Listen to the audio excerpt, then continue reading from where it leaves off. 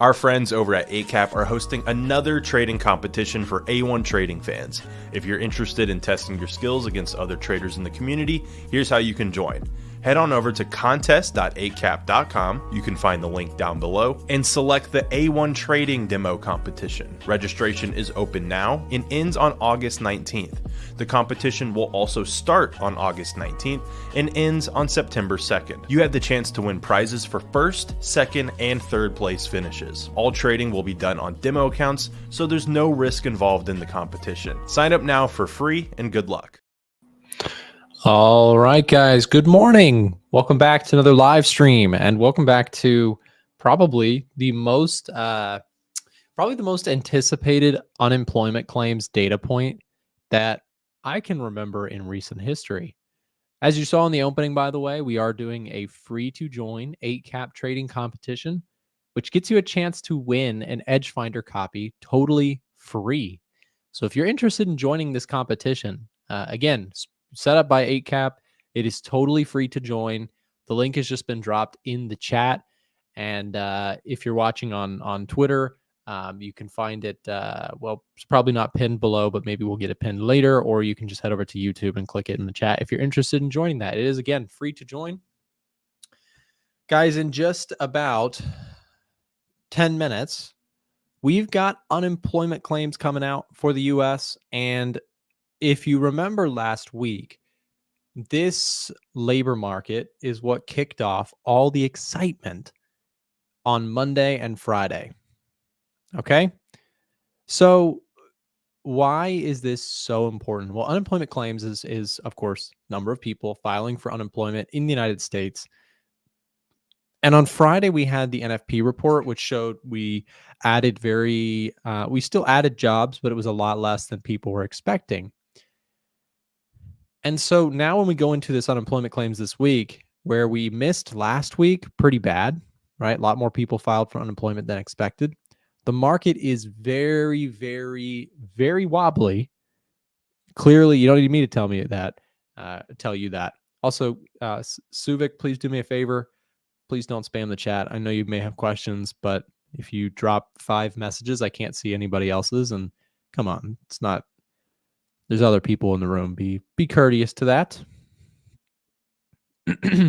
Indices dumping.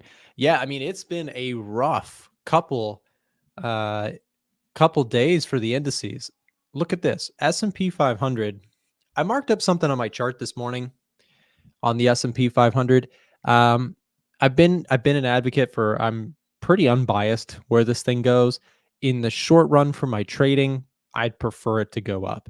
In the long run for making money, I personally would like it to go down. So I really think that the market has a chance of pulling it together and pushing higher. But if it doesn't, if we roll over today, if jobless claims come out bad and the market gets all spooked again and we roll over here, then I'm telling you what, I'm actually looking at that as one big opportunity in the longer run.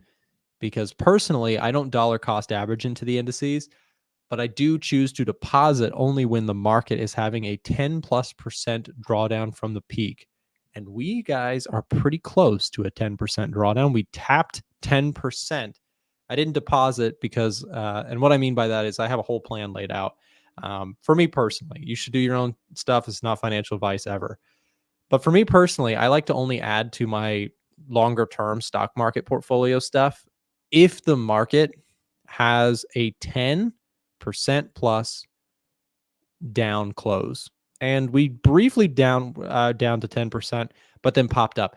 There's so much tension in this market. Oh, people are debating, it's going to go back and tag the lows. Other people are saying we might have bottomed. Other people are saying, well, look, we tried to come off the lows, but look at the rejection. Sellers are strong here.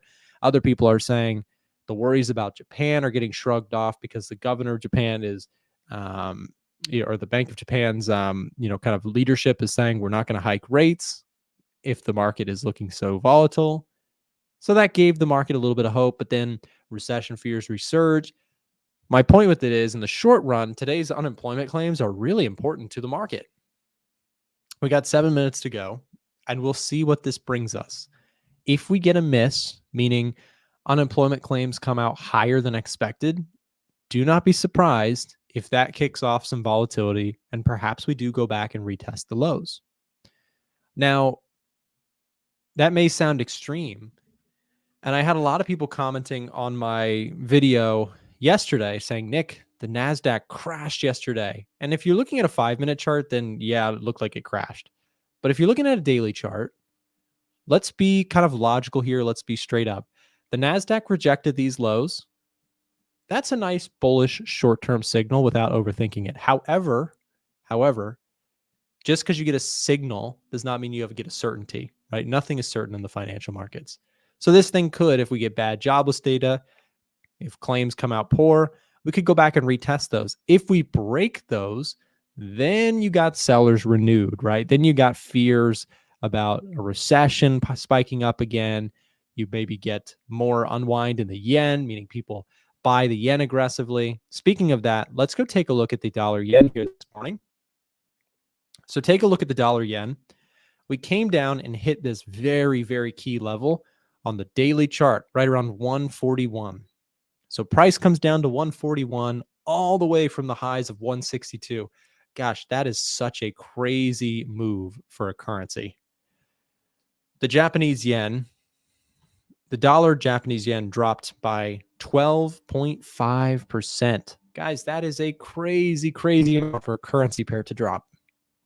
So anyways, we're back up here this morning. We're back up in the last few days. We bounced off these lows. But today, again, concerns about the recession, if there is increased concerns about a recession, we shouldn't be surprised to see the dollar yen go back and retest those lows. Now, I'm not saying that I think it's going back to the lows. I'm saying I think that there might have been a short-term bottom here and that we may actually see more room to the upside. But we need to take out these highs. If you're looking at dollar yen, if you're looking at the stock market, if you're looking at the NASDAQ, S&P, Russell, whatever, the charts look pretty familiar. We've put in this big spike low from Monday's chaos, and we've started to try and move up. But this all could just be one dead cat bounce unless I think a good signal would be we take out the previous day's highs and we actually close above this level of resistance on USD/JPY. In fact, if you're somebody watching the NASDAQ or the S&P 500 or the Dow Jones, this is a chart that I've been watching very close, the dollar against the Japanese yen. Because if this chart rolls over, it is probably because the market is fearful and perhaps a little bit more of a margin move could happen like we saw on Monday. So I think that's where the VIX is also remaining relatively elevated at 27.6. I had somebody say, yesterday that the VIX has come down a lot. Why is the market moving still so much? Well, remember, many of us, myself included, in the last few years, we've gotten very used to trading around a 12 on the VIX, which means much more relaxed market, not so volatile. But in recent weeks, we have seen an expansion in volatility. And here's my rough, actually, you know what? Let's do a study on this. Let's go take a look at the NASDAQ and let's average true range this guy. Average true range. Okay, so we are averaging right now 500 points per day on the NASDAQ. We were averaging 200, let's call it 250. So what that means, just very rough trader math here, a 1% move a few weeks ago in the NASDAQ is now like a 2% move, okay? The volatility has expanded, roughly doubled. And so what was a 1% move in the NASDAQ, or about 250 points over here, right? 500 points has become the new norm, at least right now. That will probably go down at some point unless we see a bigger stock market crash. And you kind of have to adjust for that. So for those of you guys at home who are like, why are my position sizes so crazy right now? It's because you've got to adjust or consider the current market's volatility, right? Volatility is very, very high. I definitely encourage you to add an average true range to your indicator to charts that you personally trade and watch the most. Some of you guys might be trading gold a lot, and you might say, Nick, the volatility on gold is really high. I'm used to $20 moves in the price of gold, and now I'm seeing $40 in the price of gold. So if you were using the same lot size, suddenly you're seeing ginormous swings. Speaking of gold, little bit of a bummer for me to see it bouncing here today. But if you're a bull, shout out to you. Congrats. I was looking for this move to come back and just complete to fill the lows here. I've been pretty vocal about looking for 2360 as a possible buy the dip for me. I've also been looking for, if that didn't work, my other area of interest was 2300. So these are still levels that I'm watching. It's not, the game's not over. If sellers want to take it down and push it down to this low, maybe they will. Right now, it's a pretty choppy market. When I say I'm looking to buy in these levels, it's because I think that there's decent discounts at that level. And also, more importantly, fundamentally, I still like gold a lot. I think rate cuts are coming. And I think that, there's some uncertainty with the elections. I think there's uncertainty geopolitically. Anyways, we got just a little bit here to go, guys. I'm going to go ahead and switch over to our all markets view. This makes it so that we can see all the different charts that we talk about on this show so frequently. We've got about 30 seconds to go, guys. You got the S&P, the NASDAQ, the Dow Jones. Here's the dollar index, euro, pound, gold, oil. We got everything set up here so that we can watch the spike together. Stay tuned. We'll do breaking news really quick, and then we'll be right back.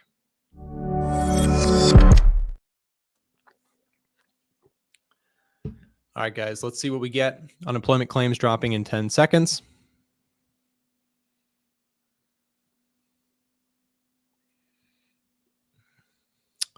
All right. Unemployment claims should be coming out. Let's see what we get. Again, forecast was 241. We got 233. Okay, that's good news. 233,000 compared to a forecast of 241. This is not the crashing economy news that would have really scared the markets. So we'll take that as a win. NASDAQ up just about 1%, S&P up 0.86%. And this is what you're going to see, guys, continue to be the new norm right now. Is good news for the stock market is just good news again. And if you don't know what I mean by that, it's been a wonky couple of years, but for a long time, good news in the stock market was actually bad news. So if a lot of people got jobs, that good news was actually bad news for the stock market and gold, because that would lead to more inflation, which would mean the rate cuts weren't coming. But now rate cuts are kind of a given. People are expecting rate cuts very heavily from the Federal Reserve this year. But now we want to see the economy not die, right? That's the reality of it. So good news here this morning for the jobs data. That's what we like to see. They also, did they revise the previous number? Okay, they revised it from 249 to 250. So not much of a revision to the previous, but a nice lower than anticipated print. I would call this non-threatening. Okay.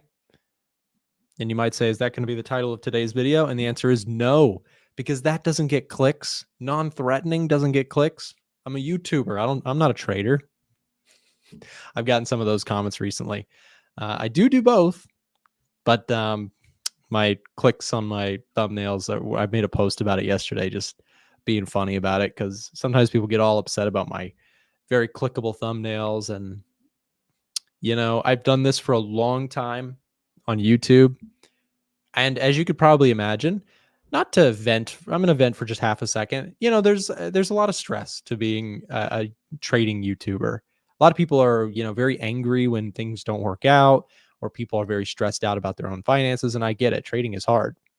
But, a lot of times people go to the comment section to take it out on people. And I'll tell you this, I've been doing this for a long time. And when I make my YouTube thumbnails and videos and stuff, I'm purposefully provocative and silly with it, because again, it helps to keep things light. I'm not here to be so serious. If you want so serious, trading content, go watch, I don't know, Jamie Dimon interviews. I don't know, something really, very, very professional. That's not ever going to be me. I'm too much of a goofy guy for that.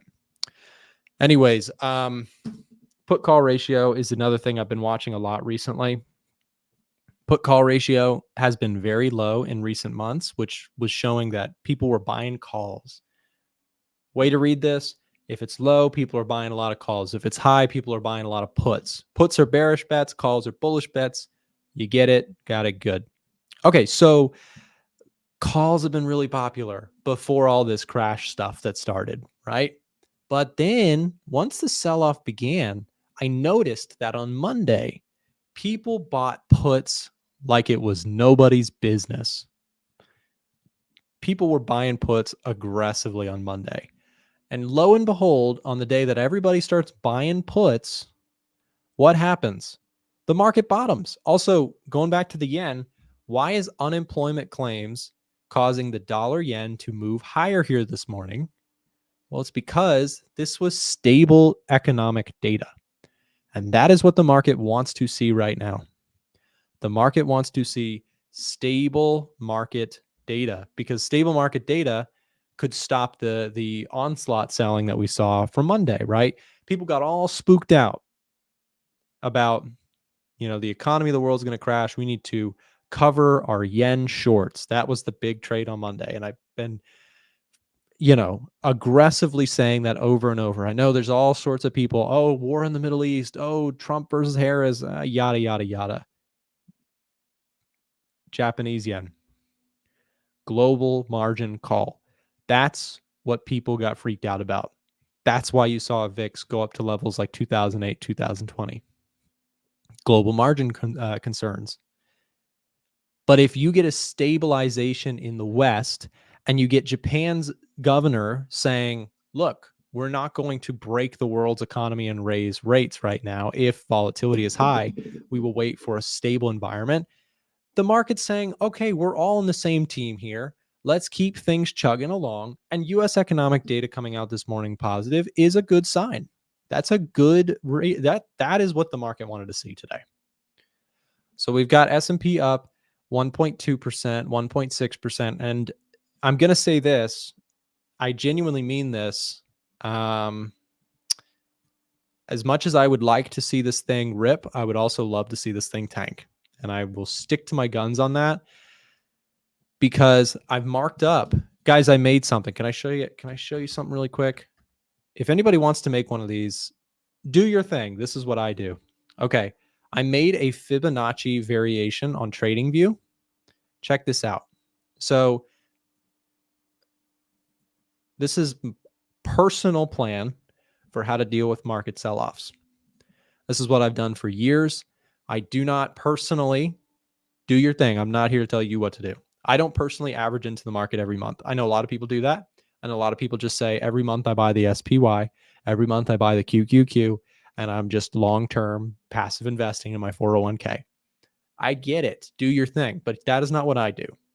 I am not a 401k kind of guy. I'm,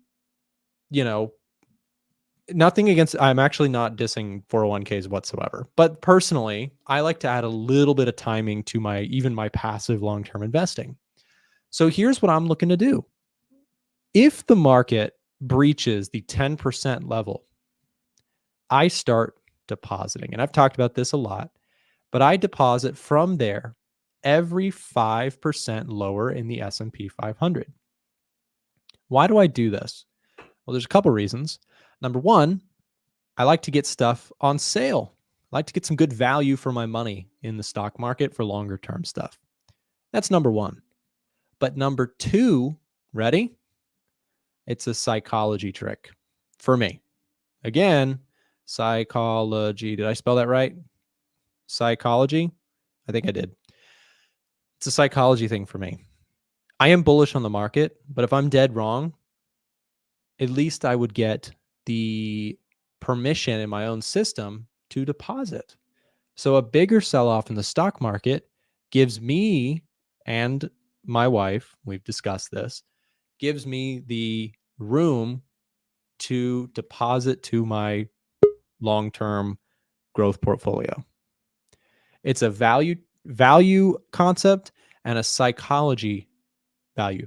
But I don't deposit to my trading and investing accounts. Well, my investing accounts, my long-term stuff, my main portfolio is, at the end of the day, it's a growth portfolio. I trade in it and I invest in it. I only add to that account when we get stock market big dips. And that's a psychology trick because, again, if the market's crashing, it doesn't feel good to see money go down, but it does feel good to say, hey, look, this is my permission. I've breached these levels, at which case I'm allowed to deposit more into the account at stable levels. Plus, I feel like I'm getting better value when the market is 10, 15, 20, 25, 30% discounted. Does that make sense? So I'm open to a market going down lower. I'm open to the market going higher. I really like that stability that I get in my trading and in my investing from giving myself permission to deposit only when the market gives me a bigger discount.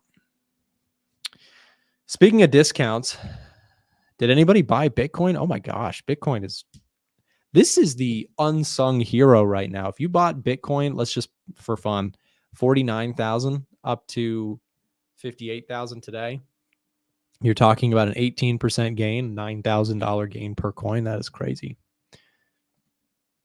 Obviously, shoulda, coulda, woulda. I bought the bottom, whatever, but just fun to look at. Anyways, again, the big story continues to be for me the dollar yen.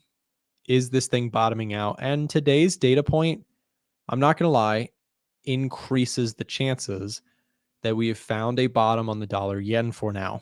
Doesn't mean that we can't do one of these guys, right? We could. Oh, we just got a notification. Edge Finder, there's an issue in the Edge Finder regarding something. We'll see. Anyways, NASDAQ's up 1.8, US 30's up 0.75. Look at the Russell. There we go. I'm long the Russell, so I like this a lot. I bought it right around these levels. Russell's looking solid today. NASDAQ, SPX500. Let's see if that can follow through this time. That's the thing. We keep getting these heartbreaker movements, though. If you guys are watching indices, look at the last few days. Look at these heartbreakers. Heartbreakers, guys. Look at this. Big pop. I mean, this was a heartbreaker for the bears, right? Sell and then reverse. Up and then reversed. Up and then it reversed really hard yesterday.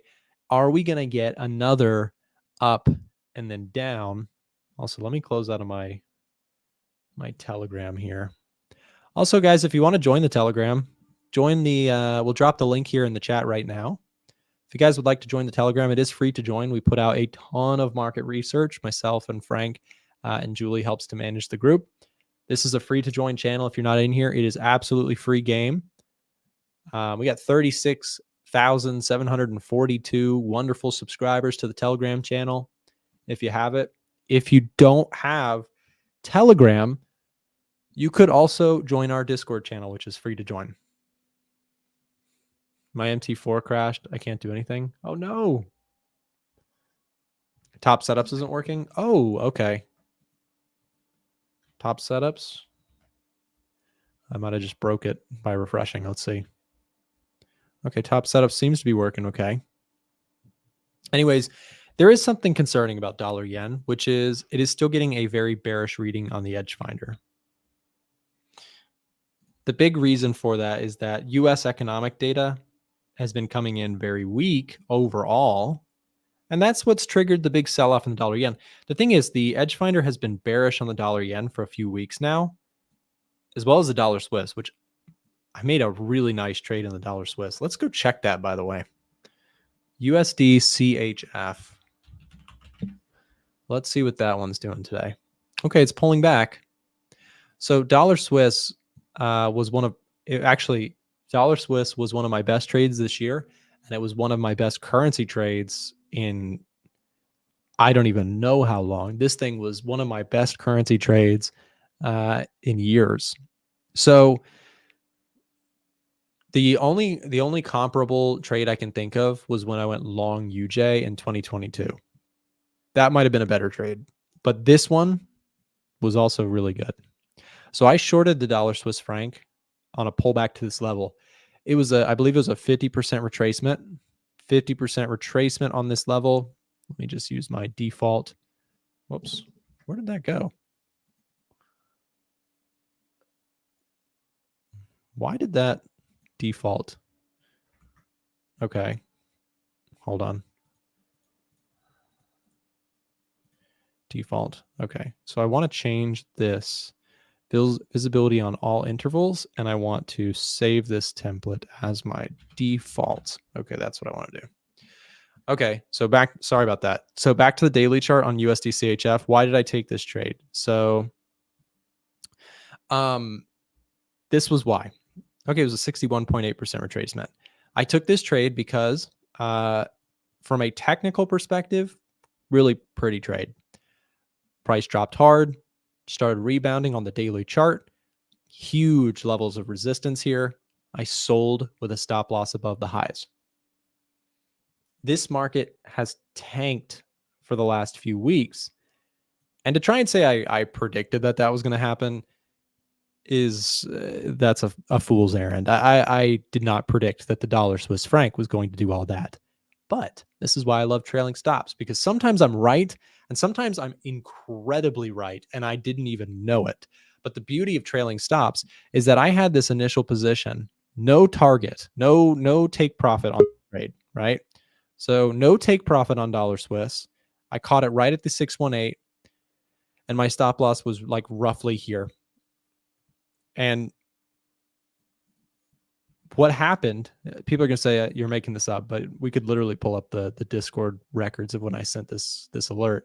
I wish on God that I could have more trades like this, but this was so pretty. Price came into this level, stop above. We took out the lows, or we moved lower. And then I trailed stops just to here. And then we shot lower. I trailed stops to here. Then we broke through the lows. And on that lower high, I trailed stops again. We took out the lows, trailed stops again. Then I trailed stops here. Then I trailed stops just above this high and I got taken out. What a magnificent move on the dollar Swiss franc. Now I've been dead wrong in some other things. So don't hear me as just, bragging about a good trade, because I've also been early on the NASDAQ trade. I've been, wrong on indices for the last few weeks. So please understand, I'm not just touting my winners, but this one was pretty awesome. And I've had a lot of people asking, are you going to short it again? And the answer is I might, if we get a move back up to like this 87.50 level. That might be something I watch out for. I'll keep an eye on it, but I do really like that chart still. Anyways, guys, we're going to take just a quick break. Also, if you guys would like to join the Discord or the Telegram, I mentioned it a moment ago, it is free to join those two things. We're going to be dropping the link one more time for both of those channels. You can join. We share ideas, analysis every day in there. So if you'd like to read along with what we're watching, you can do so there. Okay, stay tuned. We will be right back in just a short second. We're going to take a quick break, thank our sponsors, and we'll be back with Miko and Marco for Technical Thursdays. Stay tuned. If you're someone in the United States looking for a Forex broker, it's been hard to find recently. There's been a lot of changes in the industry, so I wanted to take a moment to tell you guys about Oanda. Oanda is a US regulated brokerage that allows US traders to trade currency pairs like the euro dollar, the pound dollar, the dollar yen, Kiwi yen, all sorts of different currency pairs. So if you're interested in checking out Oanda, we're going to be dropping a link in the chat right now as we speak. They, again, are a huge brokerage in the United States that allows you to trade without the worry of whether or not your account is going to get shut down tomorrow from an offshore, unregulated, sketchy brokerage. They have been around for a long time, and I've used them myself for a number of years. So if you're looking to trade FX and you're in the US, this is the brokerage to check out, in my personal opinion. So take a look at it. We'll drop the link in the chat, like I mentioned, should also be in the description of this live stream. Do your due diligence and see if it's right for you. Now back to the show. All right, guys, we are back. Sorry for the stream setup. We'll have it fixed in just 1 second. Miko, Marco, there you are, Miko. What's up, guys? Welcome back. Hello. Hope you guys are doing well. I want to start with the dollar here and just get you guys' thoughts. But before we get into the dollar specifically, what we'll do is we'll let Marco go through his quick rotation. I know we usually start with that. So, Marco, what's on your watch list with this crazy week? It's been wild since I've last seen you guys, so I'm really excited to see what you think on stuff. Yeah, sure. So the dollar pairs have had a bit of movement, but not as much as the JPY pairs.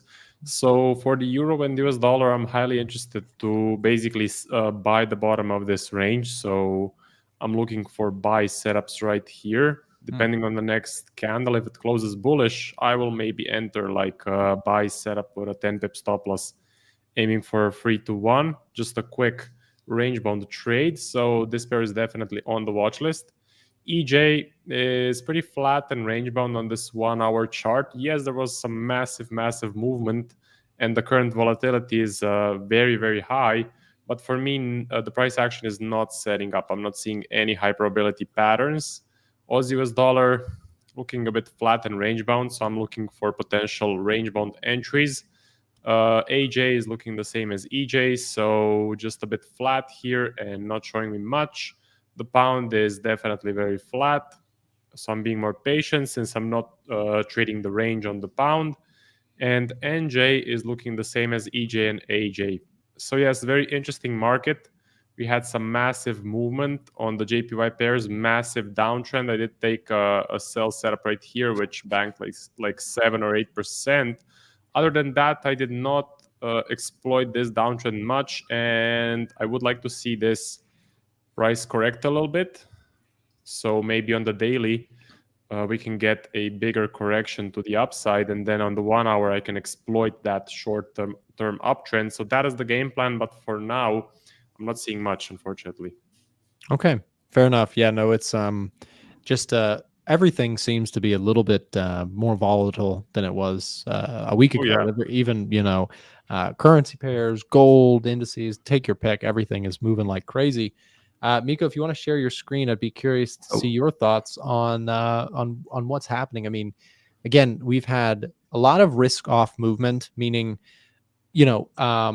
gold is actually higher right now, but at the same time, you have stocks selling off hard. You have Bitcoin and crypto, generally speaking, just getting killed recently. What are your thoughts? What are you looking at most in the markets right now? Well, I'm still pretty much on the JPY train. I'm still looking for pullbacks on some of those. Some I like better than others. I like dollar yen to the downside as well, but continuing what Marcus said, we are quite corrective. So this to me is a good sign because it means that if we kind of continue in this, we're probably likely going to take a dive at some point. So I'm kind of waiting to try and catch that pullback. A few areas I'm looking at for dollar yen being this brief area of support, and if we come a little bit higher, that level up there as well. I also do like euro yen as well. There's a really nice level up here. I'm just not too sure if we will have enough energy to get there, but I don't know. We've had such a big drop. I feel like we might. And again, I'm looking for a big sell. Basically just looking for continuation of that bearishness from the previous weeks. In terms of dollar, I like euro USD to the upside.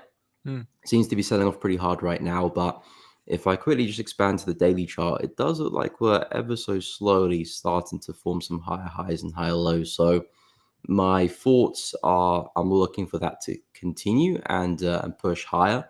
Other dollar pairs I'm not really such a big fan on. I feel like a lot of dollar pairs are still quite choppy, although I do like DXY to the downside as well. So I kind of like that synchronicity between euro USD upside and dollar downside because I'm looking at this for dollar as well. So in terms of dollar, only euro USD kind of makes sense to me, but I really like yen to the downside as well.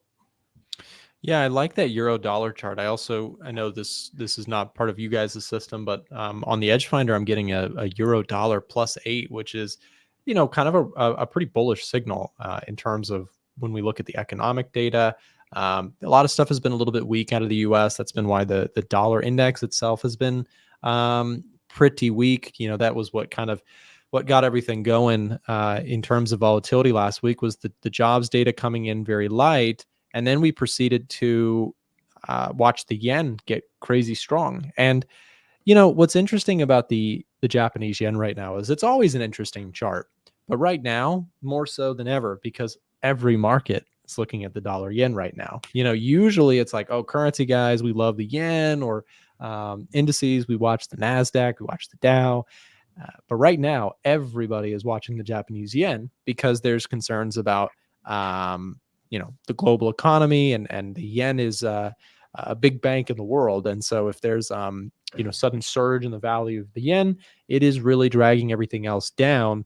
So we'll have to see. But stocks are bouncing back a little bit today. We had some better than expected numbers. I'd be curious to hear you guys' thoughts on the dollar index first. Did we find a bottom on this one? And I guess, Marco, you first. Are we bottoming out on the dollar, or is this just a pullback before a bigger move lower? What do you think? Well, for the DXY, because I'm a momentum trader, for me, the momentum on the daily chart is still going to be in the seller's favor. So we have some major bearish legs right here. Sure, the bulls are getting a bit of a control back, but it's nothing compared to the size of these big red candles. As far as support and resistance goes, yes, this is a major level. So a bounce is happening as expected. But then again, you have these levels that are even lower. So I tend to rely on only momentum analysis for my conclusions. And I would say for now, the sellers are still in control on this chart. On the 4-hour kind of range bound right here, and the 1 hour is probably going to look pretty flat. So yeah, I would focus on the daily chart. And I would say this has a bit more downside in my personal opinion. Again, it all depends on if we get a big blue candle, well, then the bulls are going to be back in control for sure. Okay. Yeah, no, it's I think that it's clear that the dollar may have, at least for now, found a short-term bottom. I guess the bigger debate for everyone now is this kind of a bounce that sellers are going to rip into, or is this something is this a year-long range that we're just going to fall back and forth into? So we'll see. Again, dollar weakness has been very, very strong in the last few weeks. Maybe we found a short-term bottom. I guess, Miko, what do you think? Are you more looking for the rebound play? Are you looking to trade this thing back up? Obviously, with you being potentially long biased on the euro, sounds like you're a little bit more on the bearish side of the dollar. Yeah, definitely. I do think DXY has still more room to the downside. We've spilled over since NFP and we've seen some really nice momentum, and I'm just looking for this price action here to continue. So as we push up, I'm just looking for opportunities to well, not sell DXY, but buy euro.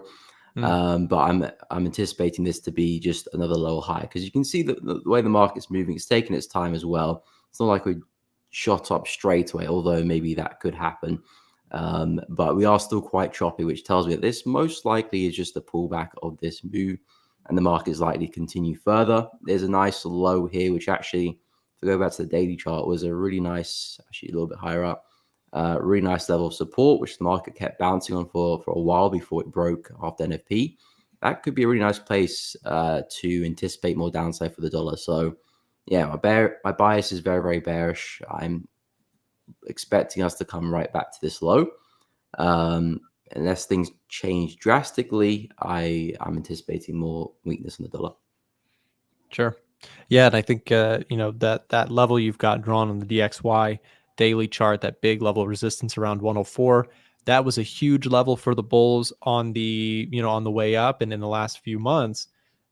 Once it's now broken, it would make sense that on a price action perspective, that would be a big seller's kind of haven, right? So if you do see a continued push higher in the dollar index, that would be a little bit of a concerning level, I think, for bulls, because again, look at this 1, 2, 3, 4, 5, 6, 7, 8 different times where the dollar index held for the bulls.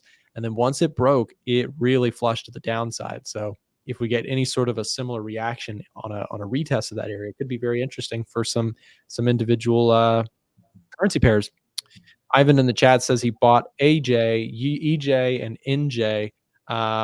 Very interesting. So we've got some people on both sides of the idea with the Japanese yen right now, and we'll have to see where everything goes. Next question for you guys is, of course, my favorite one to ask you about, which is the indices, which dropped hard in the last few weeks.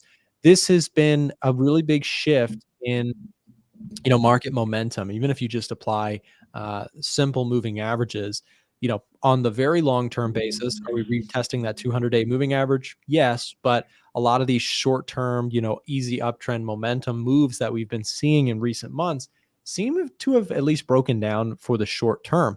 I guess for you guys, Marco, on the indices, I know you don't particularly trade them, but in terms of technical breakdown on what you're seeing, what are your thoughts on them? Yeah, sure. So if we go to the S&P on the daily chart, I mean, sellers are very much in control. I'm seeing major bearish legs, and the bulls have been pushing the price up for quite a while now. So a big correction was, I think, not a surprise. NASDAQ looks a bit worse, if I'm not mistaken. Yeah, so major bearish legs as well. No sign of buying pressure, maybe a little bit here, but then the sellers stepped back in control. So I would not be surprised if this is just a correction, but then we continue with the overall uptrend, because I know online a lot of people talked about the black swan event, a huge crash, huge drop, 20%. But I mean, it has been pushing up for quite a while now. It had a massive uptrend right here. So a bit of a correction is not really a surprise to me. So I would say this is still not like a major cause for a concern. It's not like a huge drop. It has not erased most of this uptrend. Instead, it's just a pause, just a correction before the buyers step back into the markets. And I wanted to ask you about that. Do you really think this is like a black swan event, especially what is happening on the JPY pairs, or is this just like just a bigger correction, let's say? So I think that the short covering in the Japanese yen is a real thing. There's definitely some heavy short covering. Well, hopefully there it is. Okay. We can see that in the commitment of traders report, that in the last filing, there was a massive surge in short covering on the Japanese yen futures contracts. And the reason that that's worth mentioning is that when classic short squeeze sort of activity starts happening, it can often lead to ricochet effects into more short covering, right? So if everybody starts buying back the Japanese yen that they borrowed at the hedge fund level, it can very quickly cause more of that buying to go on and trigger more and more stop losses or more like margin calls globally. And so that's been kind of the story. That was what caused, a monumental shoot up in the VIX, one of the highest VIX readings that we've had in a very, very long time, making a move up to 65. That's where all the volatility stemmed from is this, financial system going to see one big ginormous global margin call? And, I think is that a black swan event? I personally think that there is a better chance, I could be wrong, but I think there's a better chance that we are closer to a bottom than we are to the top. So I do think that, yes, there is some serious, concerns, and with the global economy slowing down, I personally don't see us going into a recession at this time, but I do see, why there's a little bit of fear. And there's a number of reasons. That just maybe the simplest one is the market had such a tear, it was due for a little bit of a pullback, and it would have fell on anything. But the short covering of Japanese yen certainly gave the market a real reason to get scared. So we'll see if it continues. I personally think that, dips in these areas, if it continues to go lower, I will probably be a buyer of some individual stocks that I like, as well as the indices. But we'll see. From a technical perspective right now, it's the sellers are definitely very, very strong. We'll see if buyers can bounce back. Miko, what do you think? Indices, any of them, NAS, S&P, Dow Jones, Russell, whatever you want to look at. I'm just curious your thoughts generally on the what's been going on in the stock world.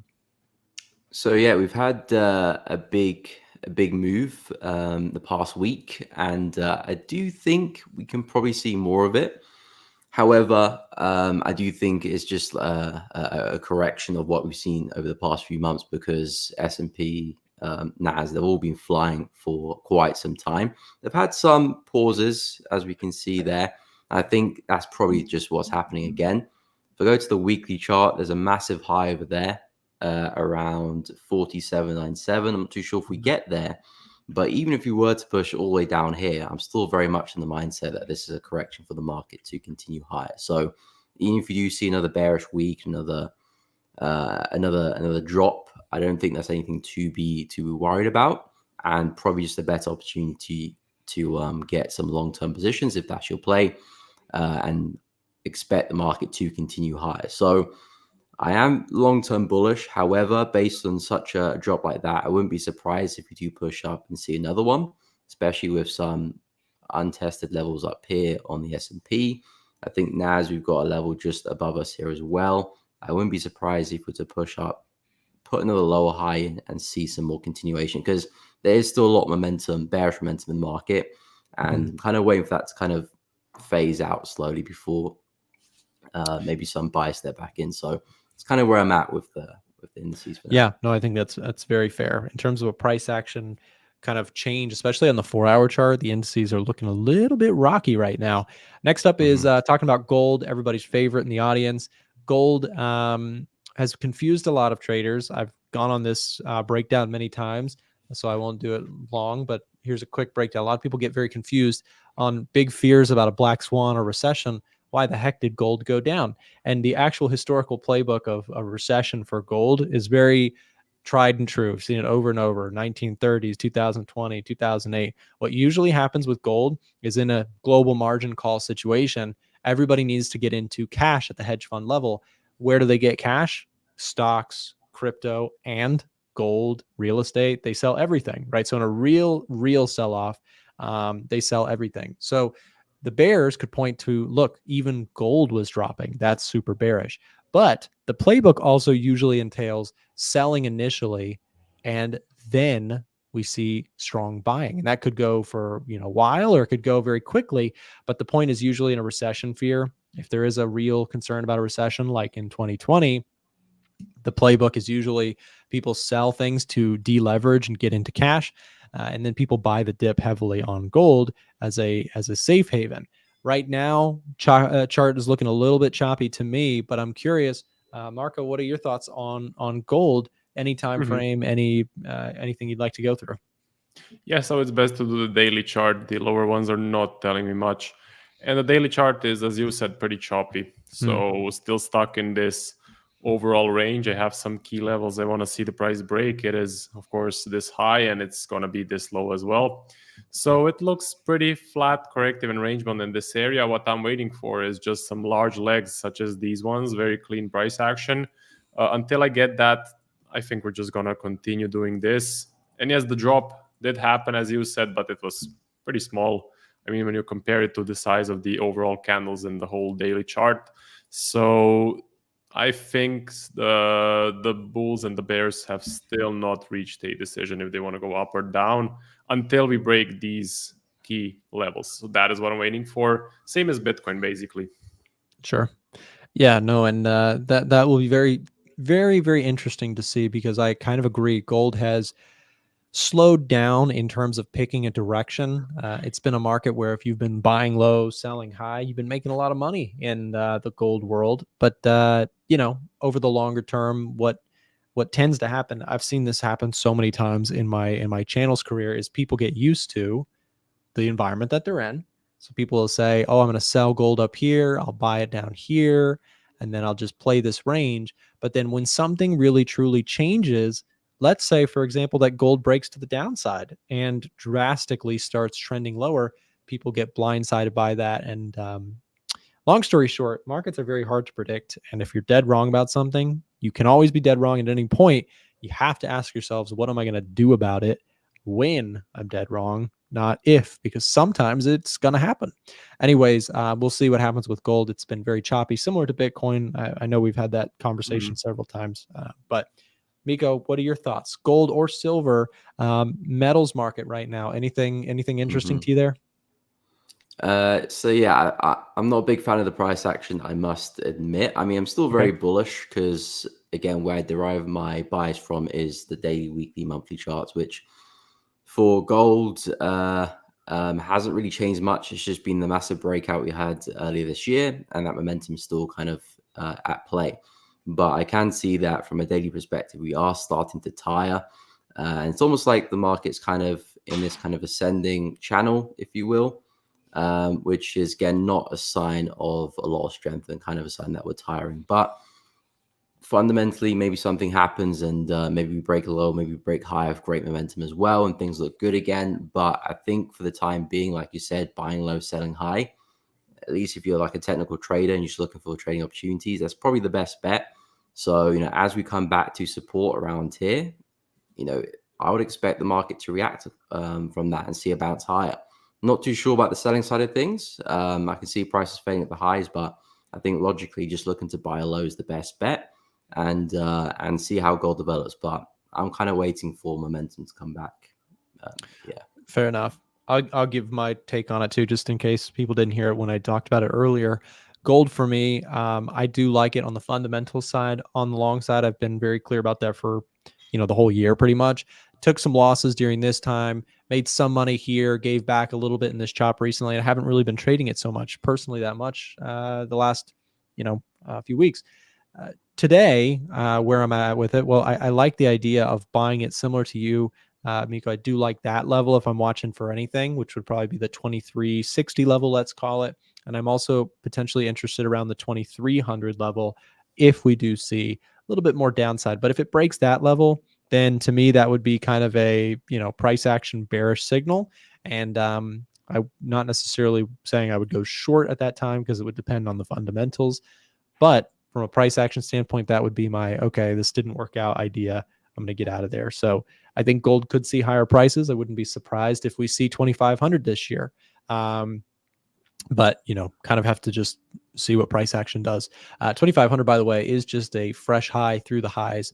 I don't think it's out of the question that if you see the trend of this first half of the year sort of continue, we could very well see gold make higher prices. But in the meantime, maybe it's due to retest some levels of support first. We'll see.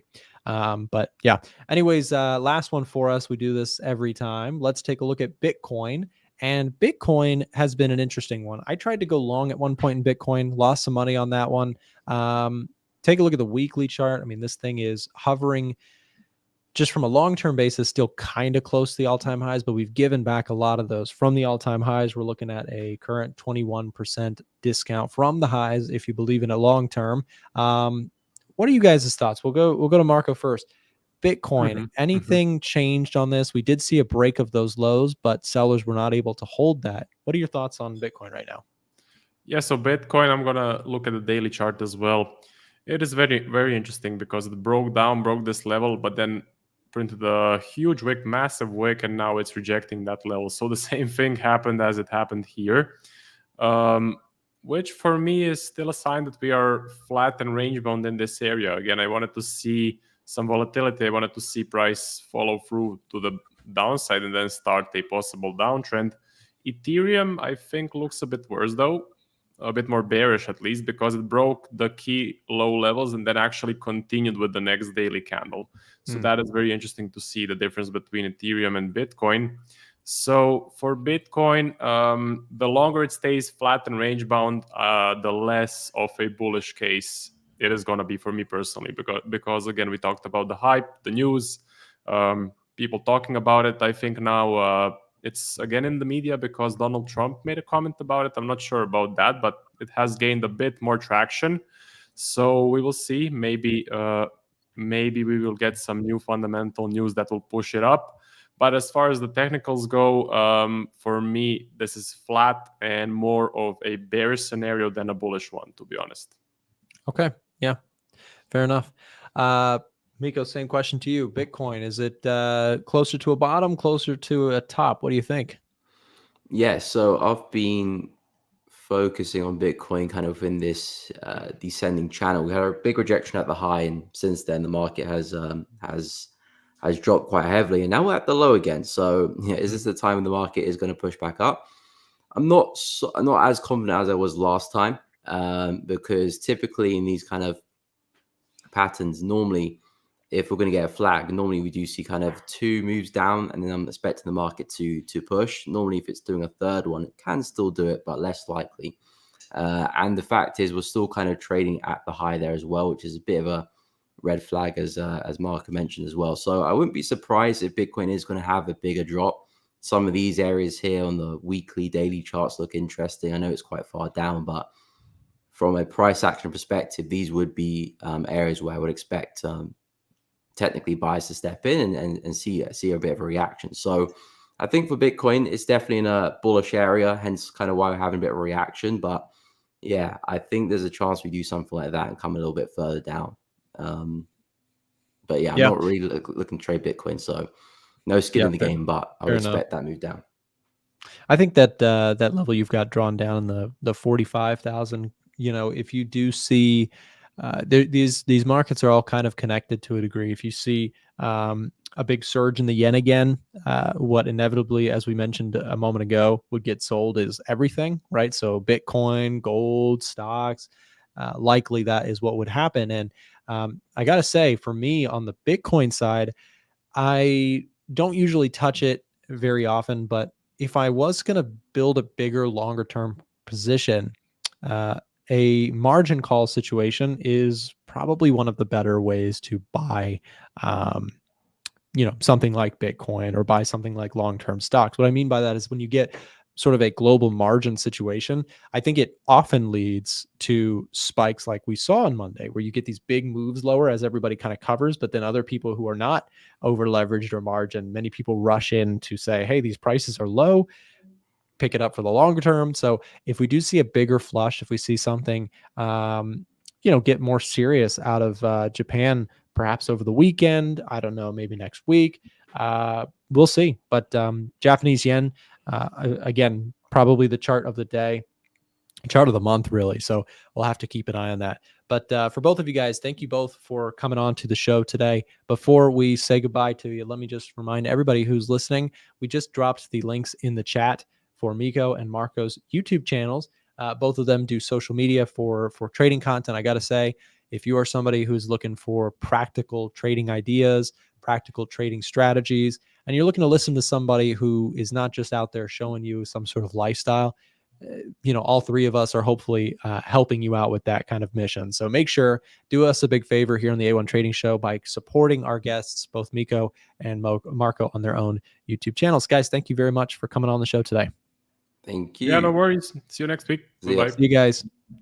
All right. Always good to have those guys on. Again, Miko, Marco, some of the best long-term people that we've had on the show. And I got to say, I think that for me, in 30, 40 years, maybe not just me, maybe the rest of my team feels the same way. Chandler and James, we put on these shows, and a lot of our guests probably will feel this way as well. I think we'll look back on this and be like, wow, that was pretty cool. We put together a show on YouTube that concentrated in a single live stream each day, real trading, no nonsense. You'll never see a Lamborghini on my channel unless it's a joke.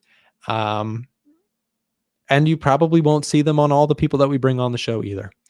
I think that's one of the coolest things ever. And I think that, again, in later parts of our life, we'll look back and say, wow, the A1 Trading Show, who knows, maybe it'll be a bigger show than ever by then. But gotta say, one of the coolest things that I've ever done is being a part of this show and, what we've done here as a team. It's been awesome. Anyways, NASDAQ's up 1.8% here this morning. S&P up 1.4%.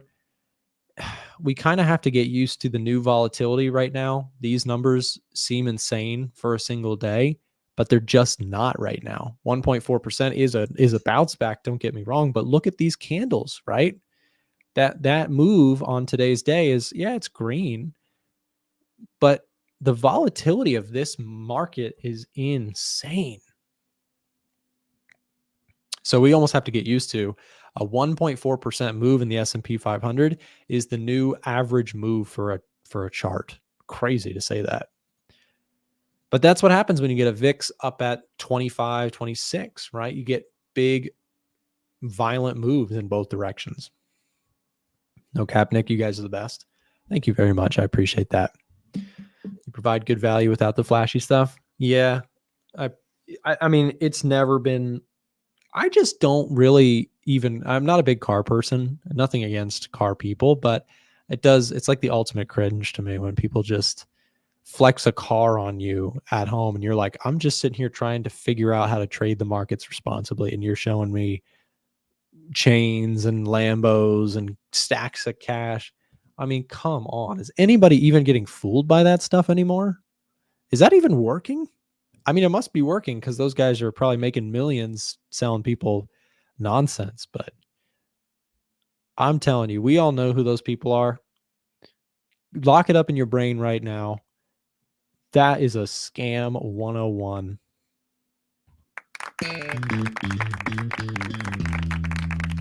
And don't get me wrong, I have nothing against selling something in the markets. It would be weird if I did because I sell something. But I just think it's really important that if you are somebody who sells something in the trading space, in the trading community, that you've got some sort of stats or skin in the game to prove it. But again, I know why they do that because, you know, people who do the lifestyle stuff, they get way more views than me. I get it.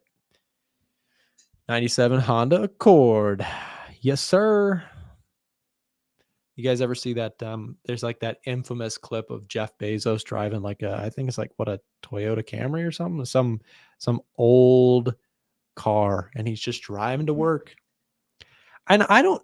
So I'm not like a oh, you shouldn't ever enjoy your money kind of guy. I think you should.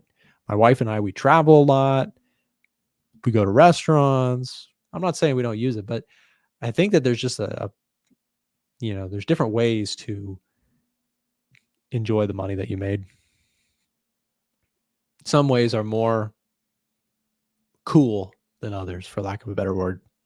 And I don't actually think supercars are cool personally. I don't personally get it. I understand people love cars. If you're a car person, I'm not trying to insult you.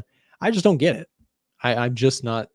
And that's okay, right? Some people don't understand why I stare at computer charts all day long. That's a fair point too. They're like, that's not cool either. I'm like, yeah, that's fair. Difference is I never claimed to be cool. You what?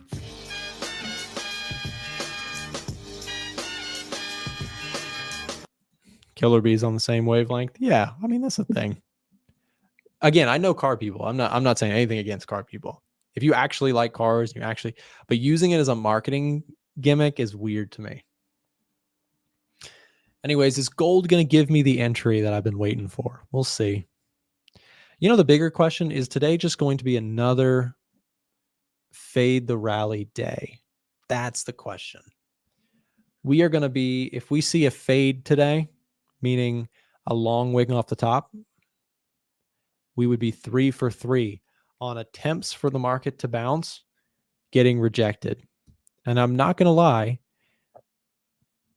that would be pretty bearish.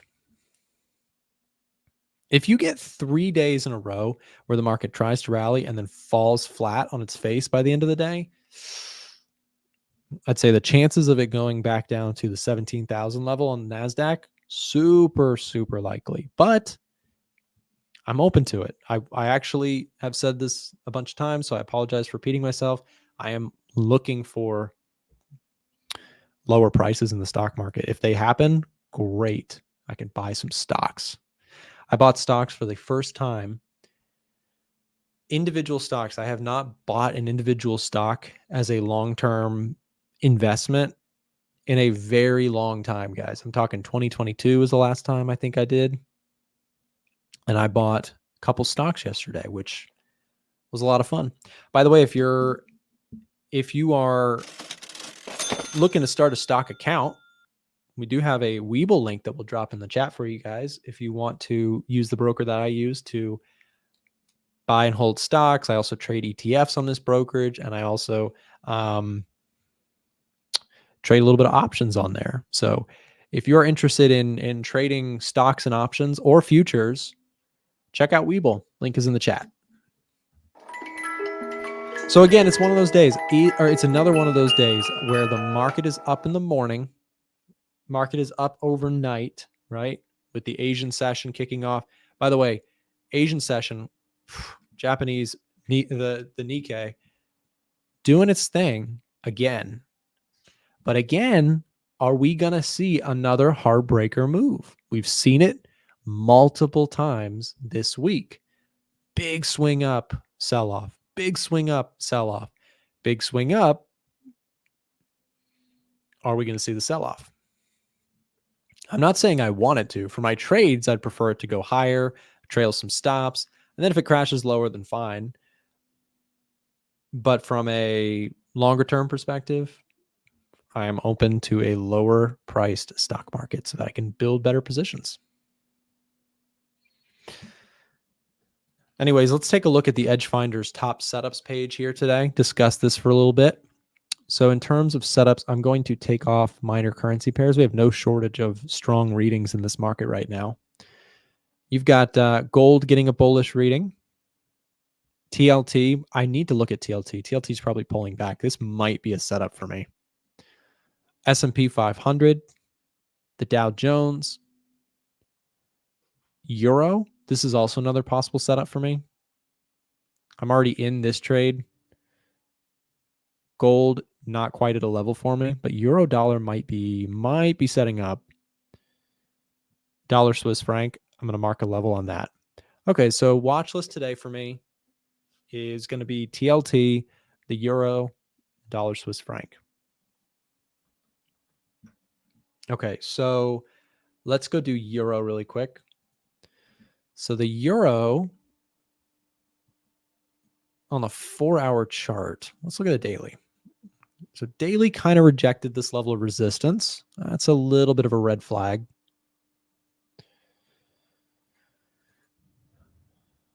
Supply on the daily chart. Yeah, so I don't love this price action wise from the daily chart.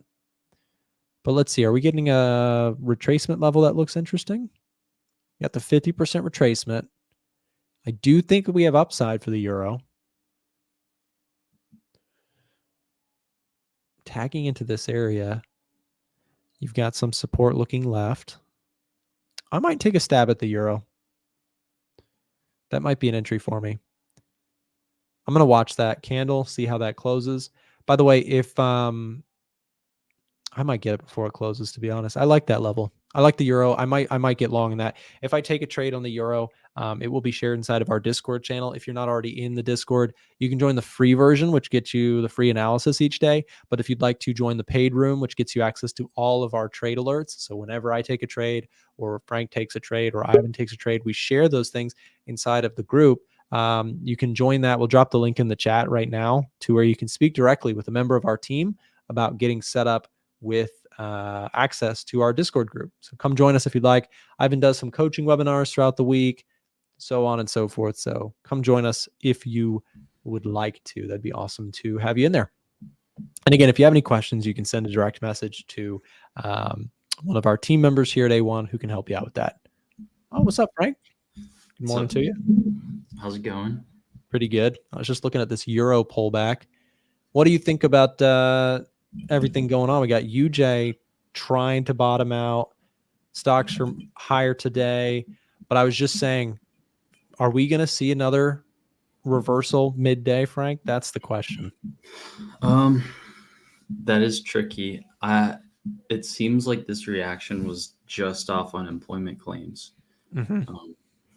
I think the NASDAQ rose like 200 points just off a lower claims number. So I think they're looking for any excuse to rebound because it usually doesn't react like this. Mm-hmm. But I guess we still have to keep in mind that unemployment rate is still at 4.3% and is 10,000 less unemployment claims than expected going to fix that issue? Or are we going to, still be at the same or similar levels that we see now for unemployment rate? I'm not really sure. Unless there's some really good earnings I missed, because I wasn't really. I don't think we've had any big ones in the last few days. Most of it was, I think, last week. But yeah, don't think it was a big earnings save. I think I was saying this earlier, Frank. Right now, I did a study on this. Actually, I'll repeat it for anybody who missed this and for you to see this. So I did an average true range study on the NASDAQ. And with the VIX being elevated like this, the average true range of the NASDAQ, which was moving about 250 points a day, so let's call it 250 before all this craziness, is now moving 500 points per day on average. So I did the math on this, and well, I didn't actually do the math, but rough guesstimate math would say that what was a 1% move over here is now doubled. So the average move, so if you had a 1% up or down day a month ago, it's like the same as saying a 2% up or down move right now. That's how violent the market is, which could at any moment lead to more of what we saw the other day. Maybe we're just going to flip and intraday and take out the lows.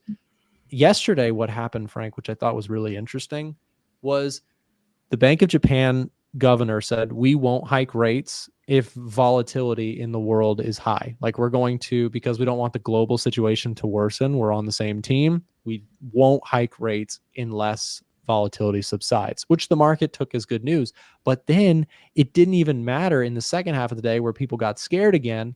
And they said, well, it still could lead to margin calls, unwind, recession.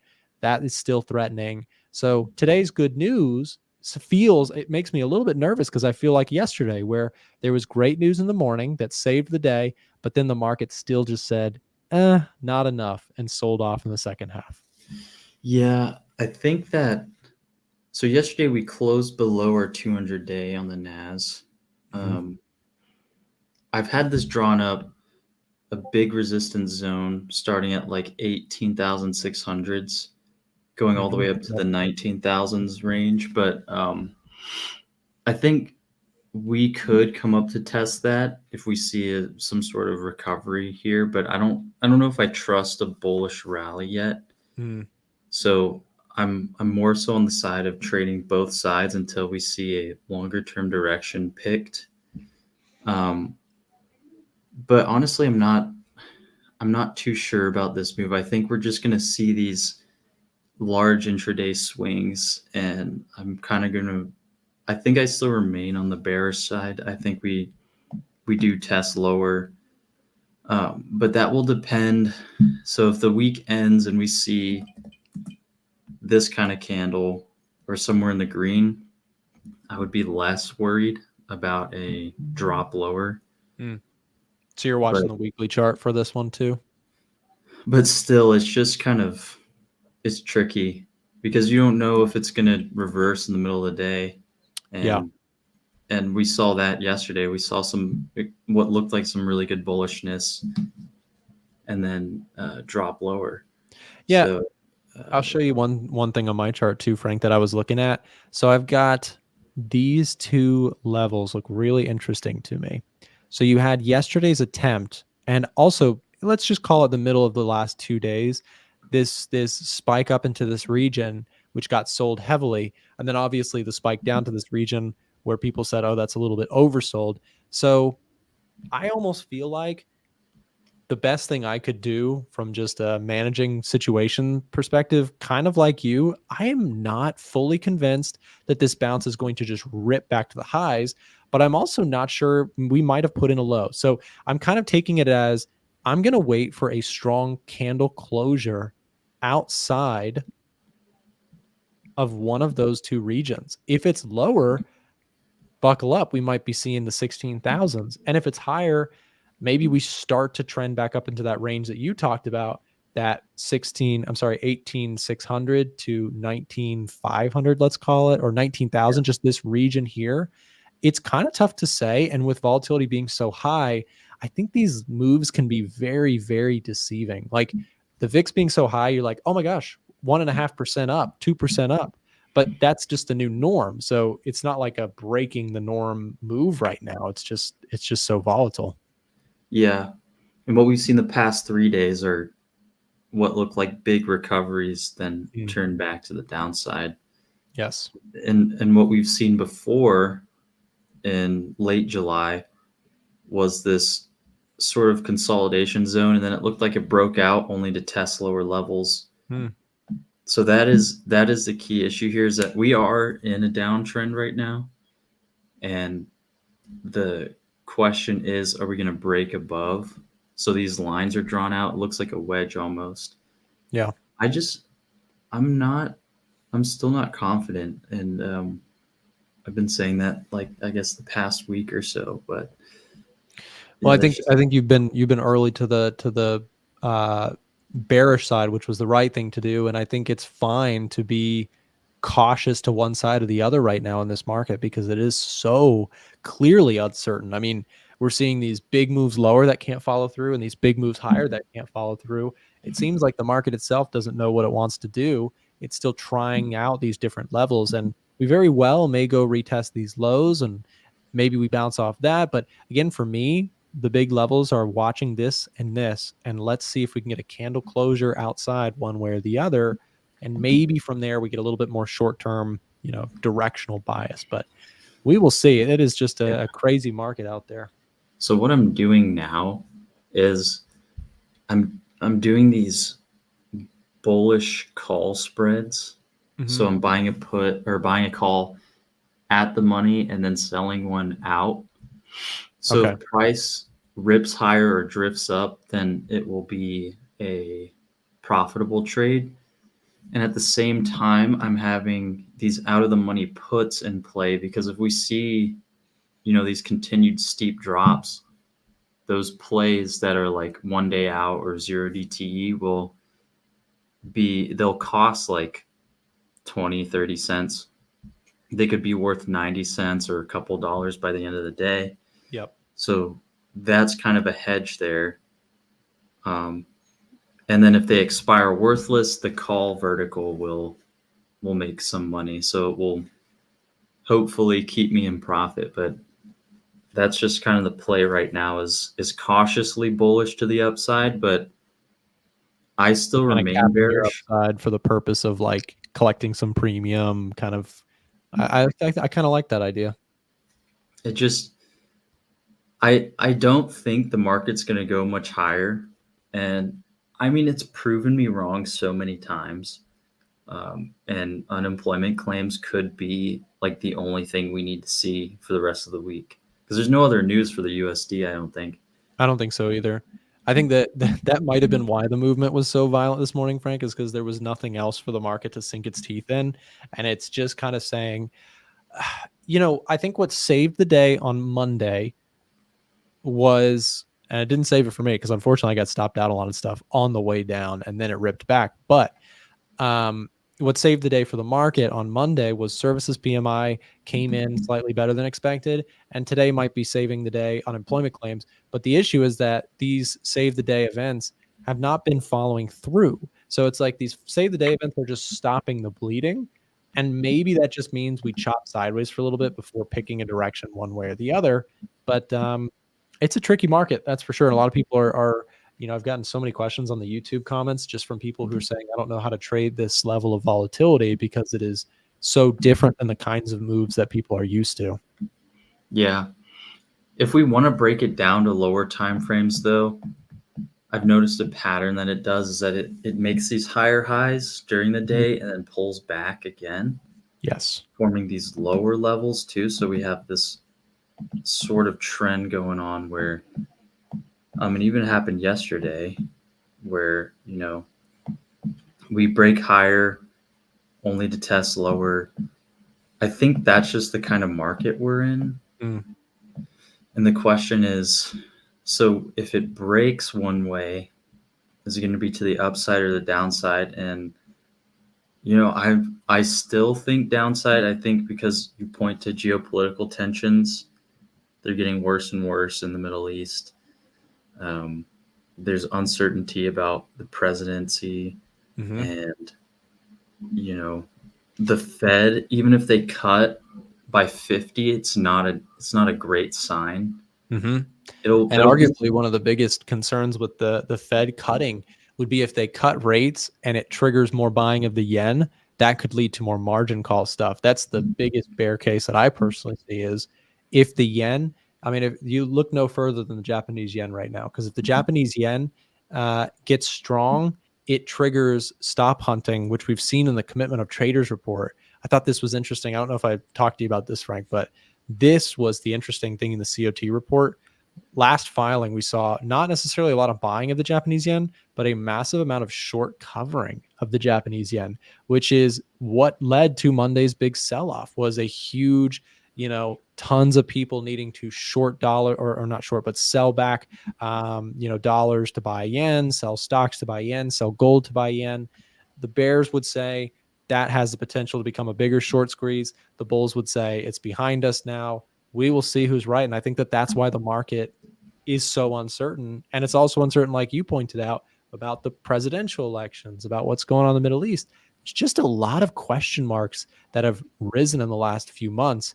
And again, we'll kind of have to wait to see what the big trigger one way or the other becomes. Yeah, and I think if we do test that trend line that I just drew, or the longer term one, I may just, look for a 0 DTE put. And I mean, I'm expecting some wild swings. So if it tests a level that I think it's been respecting, it's probably going to keep doing the same. So that's just my theory, because when we sell off, we sell off much harder. So the puts are more valuable in a shorter amount of time.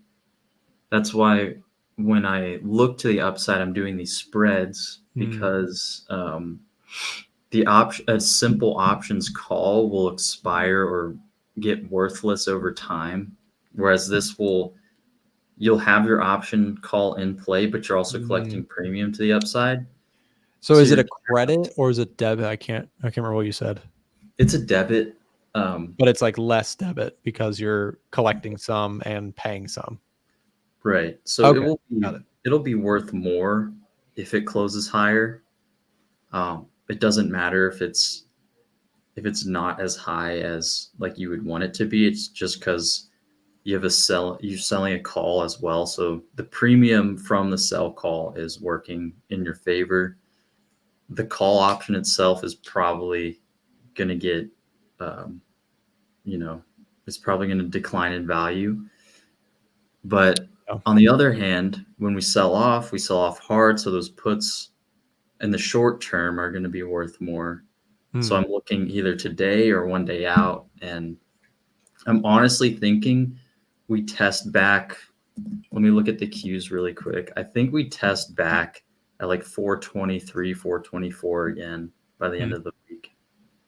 Yeah, could totally happen if you get any sort of again flare up in multiple different situations with Japan, with the Middle East, all sorts of different questionable activity. There's no doubt in my mind that we could possibly rip in either direction by another.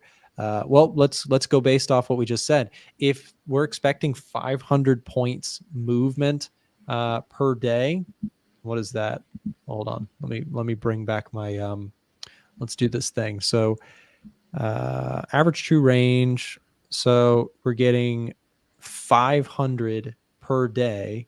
So 500, let's just say from here, we could be, what's today? Today's Thursday. So it could be 1,000 points up, or it could be 1,000 points down by the end of the week. That's what the market volatility right now is saying on an average true range basis. But I guess actually to take that back, since today is Thursday and we're already into the day, so that would be 1,000 from here, which would be a move up to here, or a move technically, if we were to see a reversal, you could see 1,000 points down. Just, I mean, think about those kind of numbers though, Frank. That is not, back here, if we would have said 1,000 points in 2 days, that would have seemed ludicrous one way or the other. But now with this volatility, man, it wouldn't even surprise me, which is the crazy part. Yeah. Well, the VIX was at $10. Now it's at 20 something, went up to 60. I mean, I told you this earlier in the week, but we went 180% in 1 day on the VIX. That's just an insane number. And it wasn't a blip. It wasn't like a faulty data reading. Yeah. It just went up there during the day. That was more than any week in COVID. So during the COVID crash, we didn't go up 180% in a day. We didn't even go up 180% in a week during COVID. Yeah. We went up 180% in a day this week. Yeah. And It's crazy. That's a historic run, I think, for the VIX. And that, I think, is telling us that we definitely need to be careful and watch out, because I don't know, that to me that's very concerning. And obviously the VIX is very short term, so it's going to come down heavily. Sure. But the fact that, you know, it's been several days and we're still in the 20s. Yep. Yeah, that's a good point. Like the VIX has shot up. We might not see a move back up to 65 per se, but even if we remain, you know, high 20s to 30s, that would signal not a V-shaped recovery. That would signal, you know, even if we go up, some big drops in between going up. You know, there's definitely that, as long as the VIX is not crashing back down, there's that possibility that at any moment you get these big drops intraday. And again, we've seen like 4% swings on the NASDAQ for the last few days. So we'll have to see where that brings us. Frank, I'll thank you for coming on. Give you the break before you head out. Just wanted to mention to everybody who's listening, Frank is part of our team here at A1. Frank and I do a lot of the Edge Finder behind the scenes stuff. Frank, maybe even more so than me. We're doing a lot of the maintenance and work behind the scenes to keep the Edge Finder rolling. So Frank, thank you for your service and thanks for coming on the show today. Yeah, thank you for having me. See you, man. All right, guys, and pushing on. We got a little bit to go here. I think we have a. Let me check our schedule. By the way, guys, we do have an A1 Trading live stream schedule. You can pull it up on our website. Head over to a1trading.com/livestream-schedule, or just click this button right here, and you can check this for yourself anytime. James and Chandler do a great job keeping this up to date for anybody who wants to see what our upcoming shows are looking like. So today we started at 8:15 for unemployment claims, and we've got Chris coming on to take over the show at 10 a.m. So got about 15 more minutes to go. It's 9:44 a.m. here in the U.S., and these are posted in Eastern time. So we will see. Anyways, you can always check that. It's, again, just on our website, a1trading.com. Keep an eye on that VIX today, guys. That is going to be, you know, an interesting one to watch. To Frank's point, you know, VIX spiking so dramatically like that may be met with following spikes. We saw one here. We saw one here. Yesterday, we saw a spike again in the VIX. These moves are just going to be volatile, and we kind of have to be prepared for things to go in both directions very aggressively. Here's the Russell. I mean, look at the Russell swings, guys. These are ranges of, that's a 6% range almost. That's a 3.5% range. Yesterday's was almost a 4% range. Today's so far is already a 2.7% range. These are huge movements in the stock market and in other markets. You're also seeing volatility in gold. Although gold, I'm actually interested to see something. Let's do our average true range test on gold. Yeah, look at this. Gold is not much more volatile than it was in April and in May and in June. Yes, gold is a little bit more volatile right now, but it's not seeing the same levels of volatility that, say, the NASDAQ and the Russell are seeing right now. Kind of interesting, worth mentioning for sure. So we'll see. Guys, if you're enjoying the show, do me a big favor, hit the thumbs up button. Just help us out, support what we're trying to do here, trying to keep it real, practical trading. So I'm curious.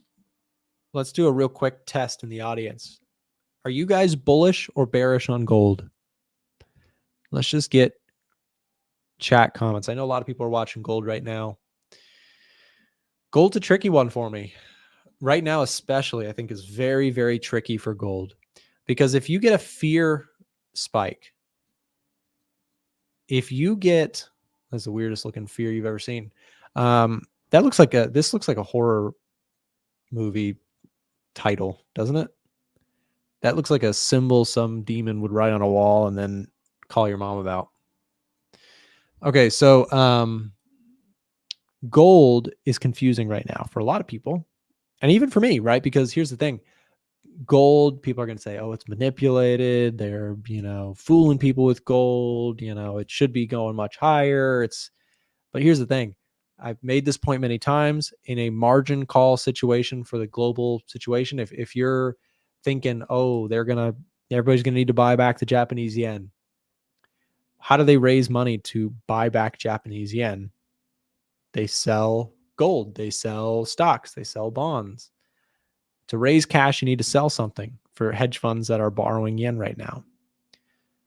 So with the gold market, if you get a fear event, it probably will sell first.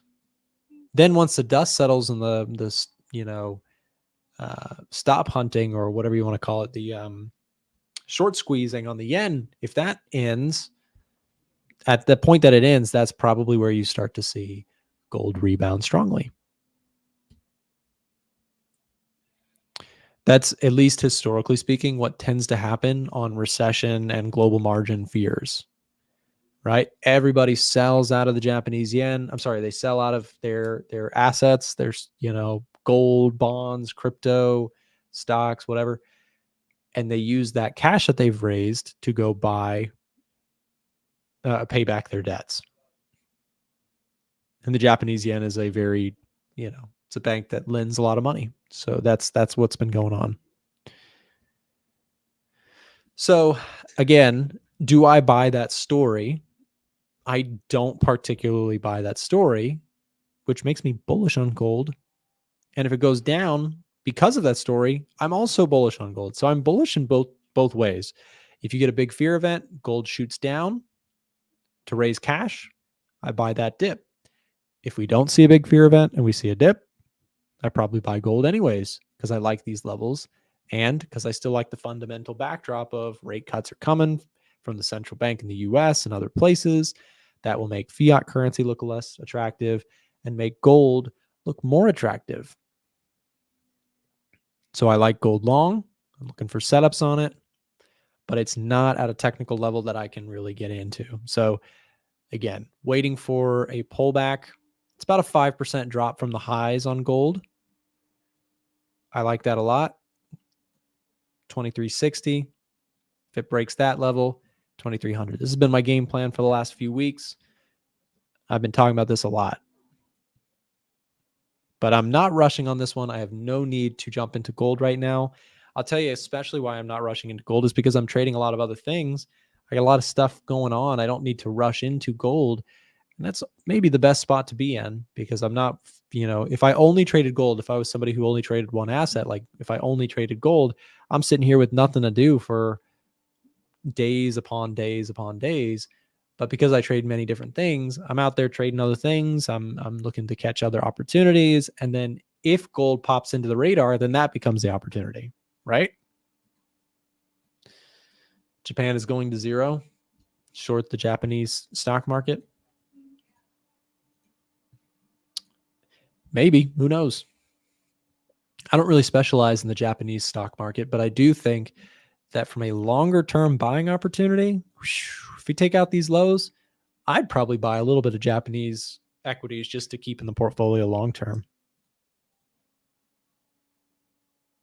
We'll see. Again, for me, I'm buying this dip, but I am open to ideas of it going lower. If you get a big sell-off in the stock market from here, I am a buyer of that dip through and through. I've marked this up a couple times, so I'm repeating myself, but on VOO, I've been mapping out how I plan to kind of treat this market sell-off if it continues. So if I go to market drawdown levels, at these levels, I'm not just buying, but I'm depositing. So these are my deposit tiers where I would deposit to my account. I personally don't add to my trading accounts unless the market is selling off heavily, in which case I can add positions to some long-term stocks that I like and things like that. So I am actually very open to this market tanking from here, because then I can finally do some depositing. We haven't had a 10% drawdown on the stock market in a long time. This was a 5%, 6%. Last time I got to deposit was in 2023. I bought in right around, that's going to look like I'm making this up, but you guys might remember, some of you Was anybody around for this trade? This was one of my best trades ever. It was one of the most fun bounce back trades I've ever had in my life. Probably to this day, one of the best. This was the $40,000 SPX trade. I bought it.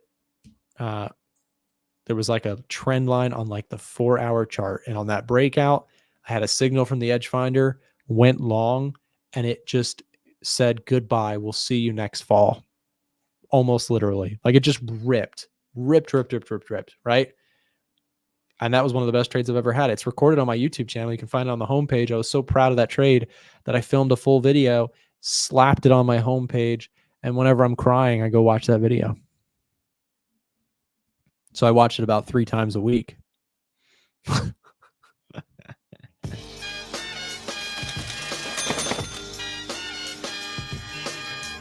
such an idiot.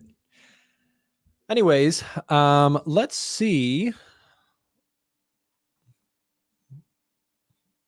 I did a breakdown on COT data, so I won't do that. But let me go back to the Edge Finder's top setups page for a second. We talked about looking at euro dollar. I want to watch how that candle's closing. So let's go check that. Euro US dollar. Resistance hit, but pulling back. I may take a stab at these current levels, as I mentioned earlier. But I'm a little bit nervous about because I don't love that we just nailed a resistance level and just sold off from there. But I do like euro dollar fundamentally to the upside.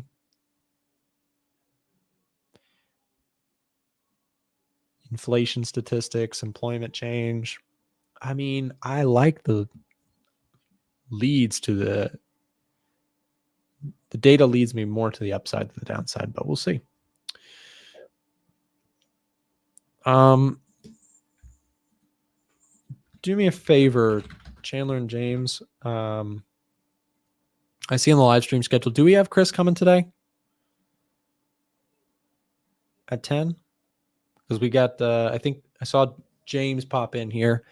Elite Traders. We could say hey to him. I'm happy to have him on. But I think, do we have a little bit of a train pile up here? Just send me a DM if we got some intel on that. Anyways, you guys can always check the live stream schedule, by the way. Head over to a1trading.com. Chris will be on soon. James after him. Okay. Okay. Gotcha. All good. Yeah. So today, for people who are just tuning in, we got 566 people chilling in here between Twitter and on YouTube. Hello, everybody. The data this morning came out pretty good. We had unemployment claims, which came in better than expected. Less people filed for unemployment. It wasn't a massive beat.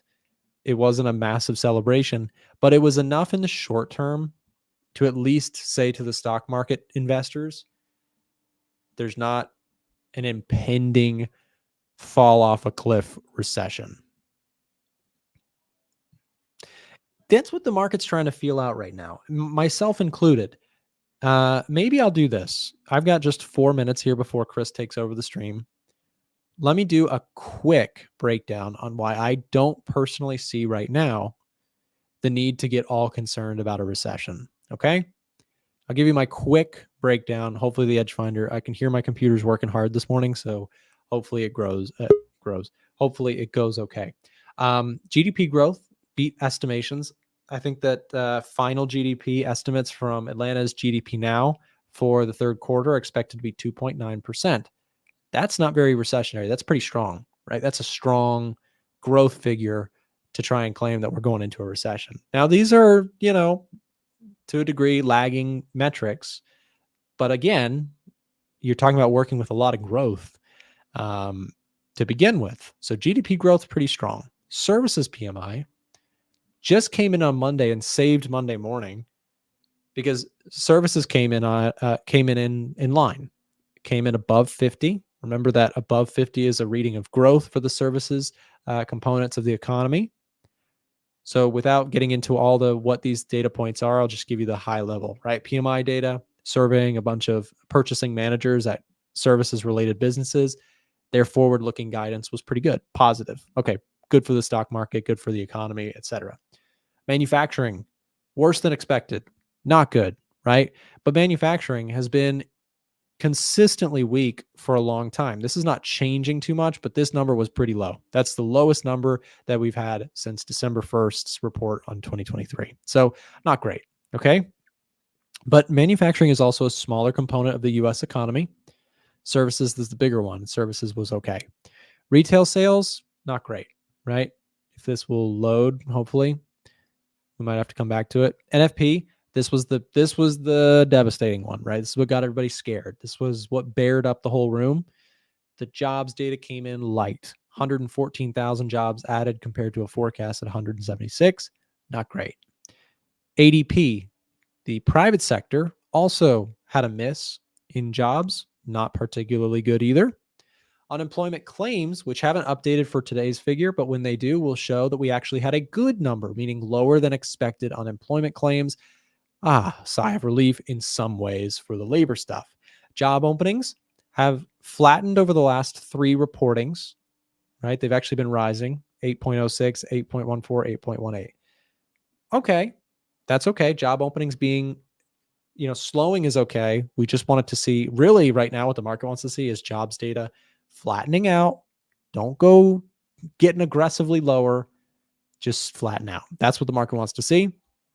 Because then it's not threatening. It's not inflationary and it's not recessionary. It's just somewhere in between, which is okay. Unemployment rate. This is a big one. Frank and I were discussing this a few minutes ago. Unemployment rate has been rising up to 4.3%, signaling that the Fed will probably need to cut rates. And 4.3% is still a very historically low level of unemployment. We're working with a very employed economy. That's positive, right? Yes, it's trending up. Unemployment is trending up, but people are employed.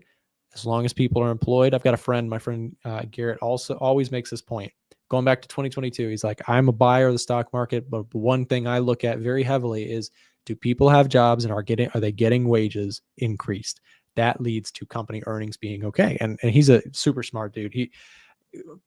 Garrett had probably like half his account in NVIDIA in 2022. Dude made out like a champ, and he's a quiet watcher of my channel. He might even see this, but dude's a kind of a hero, and I'm also super jealous of him because I wish I had half my portfolio in NVIDIA. You guys would never see me again. Anyways, wage growth, because I'd be on a beach. Wage growth has slowed, but still positive, and inflation has come down a long ways, giving the Fed room to start cutting rates, which could stimulate the economy. I get it. There are some things that are concerning out there, but I am not a bear in this market. I am a bull in this market, and if I'm wrong, I'm more of a bull. Why? I'm not saying I'm just adding to losers. I have purposefully kept cash on the sidelines in my personal finance situation for a bigger dip in the stock market, but I don't see recession right now. And as long as that remains the case, as long as I see optimism for stocks going forward, I am absolutely a buyer at lower prices. You might say, Nick, why aren't you talking about other things so much right now? It's because right now, the stock market is in full focus for me because I love dips. That's my favorite time. It's not my favorite time in terms of a short-term gains perspective. I usually have drawdowns during times like this. In fact, I've been going through one. But from a long-term perspective, these are the times that I love to start adding to my portfolio, stocks that I like. I like to trade this environment when I can catch good breakouts. They can run like crazy. So yes, basically an economics professor. I'm not an economist. I am a trader. There's a big difference. Don't call me an economist. Economists are all talking in theory and hindsight. Traders are trying to do the here and the now, which is the hard part. That's why economists get it so wrong all the time. But I appreciate it. I know what you meant. You meant you like the economics talk, which I love it too. I'm a nerd for this stuff. So with that said, guys, we're going to leave the show now to Chris Pulver, who is ready to go. I believe he's all set. He's going to be taking over our show here in just a minute. We're going to run a quick break to thank our sponsors. Before we do that, let me just drop a link here in the chat or have the producers do so. We've got a Telegram channel, a Discord channel. You can keep up to date with ideas that we're sharing, analysis we're sharing, updates. If you want, if you're a reader, if you like to read stuff, highly recommend you take a second to join our Discord and our Telegram channel. Free to join. Some great value in there. Frank, who just joined the show for a little bit, super smart dude as well. He's been calling this sell-off perfectly. jealous as anything of him. He's been writing about it. So if you want to keep up to date with his notes as well as my own, we've got our Telegram and Discord channel dropped in the chat right now. Okay, quick break, guys. And then Chris Pulver is taking over the show just after this quick break. Stay tuned.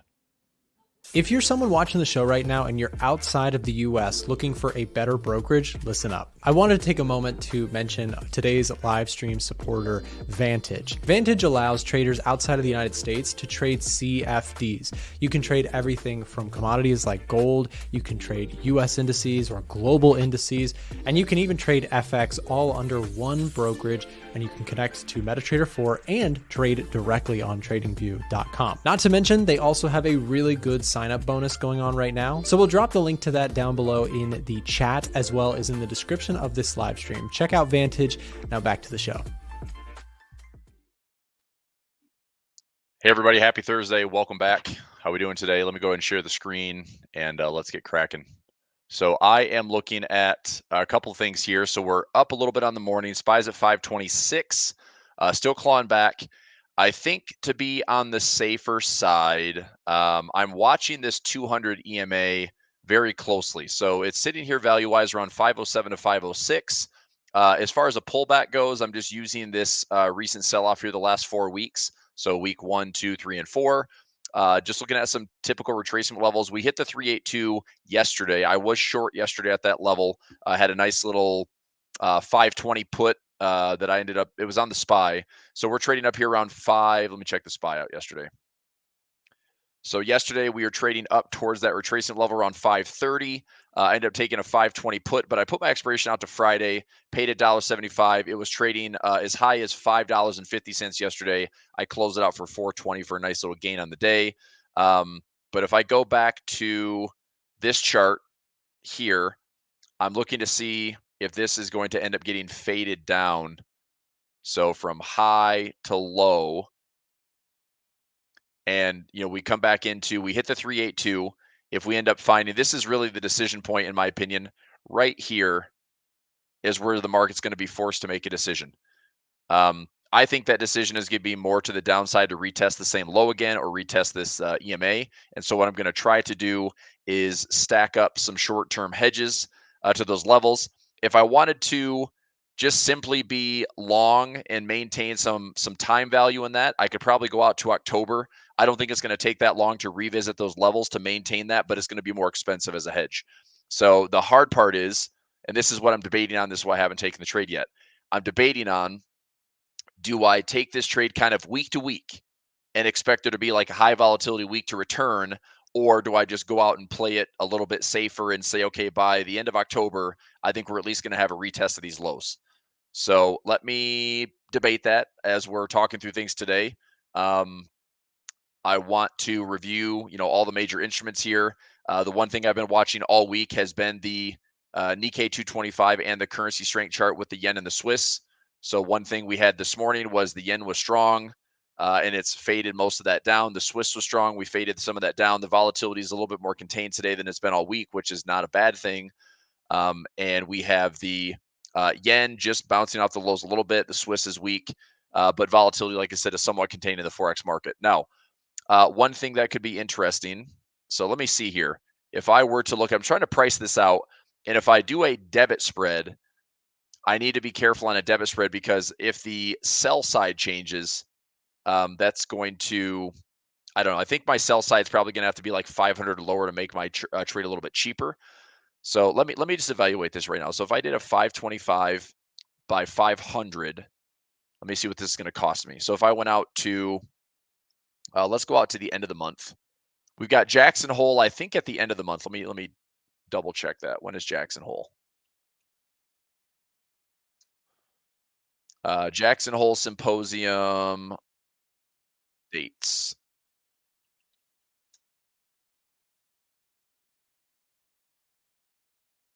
August 22nd to the 24th. Okay, so that is 22nd through the 24th is a Thursday through Saturday. I mean, last year's Jackson Hole was a wild ride. We had a big swing up and big swing down. I mean, I guess I could hedge out to the 30th and see if it's a little bit more cost effective just to incorporate that move. let me assess. I don't need that up anymore. All right, we're trading at 525. I did collect $5.05 this morning on a strangle. So this trade on the SPX, I did this morning. I centered it around 52.55. It's up a little bit, but if this just hangs out for another maybe 30 to 60 minutes around my center price at 52.55, I can probably extract my $75 credit that I'm looking for today. And then on the SPY itself, going back to this chart here, I think I'm willing to go out to the 30th. So I'm going to go 30th, go out to the SPY, and go out to the 30th. So if I'm looking at, I don't really want to buy at the money. I wanted to try to go out of the money, but maybe like a 515 and take this down to a 500. So I give myself about a $300 risk for a $1,200 profit.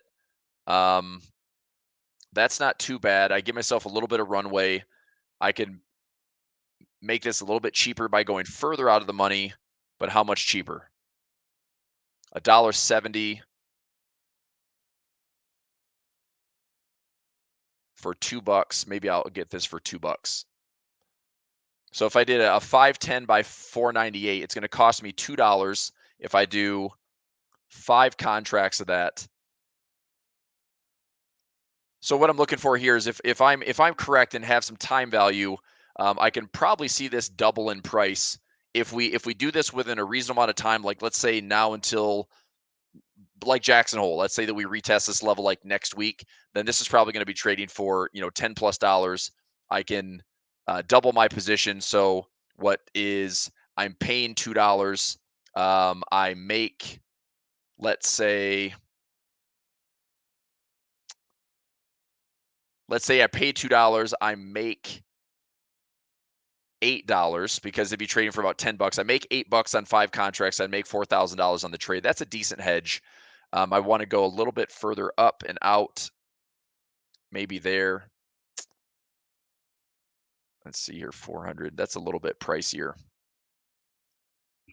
That's still less than 1% risk for 6,000. I think this is okay. I'm gonna take a hedge in this one, and this is about a 0.5% hedge. Let me do the math here. So if I did a 1425 divided by, so I'm looking at a 0.5% hedge that pays about 2%. So we're talking, maybe a 3-to-1, 4-to-1 hedge. 6,000 divided by 1,400. I'm looking at about a 4-to-1 hedge. It's not too bad. I wish there was more, but I think this is fairly safe. Let me try to get into this for a little spread here around 290. I'm going to try to get this for 290 for everybody. I've got plenty of buying power, which is nice. So I'm going to take this trade right now. Shout out to my man Vincent, who left me a comment. She's like, "You're a weatherman that just talks charts." So I guess that's what I am, even though I'm sitting here live trading in front of you, which I typically do. So anyway, shout out to Vincent. Hope you're watching. So 515 by 500. This is going to be a bear put spread. 285 is the mid. I'm going to see if I can get 285, but I'll be willing to pay up to 290. See what this looks like. So here, 285. I'll just take the 290. I know I can get filled there and not worry about the mid. 290 filled. All right. Let's go all the accounts now.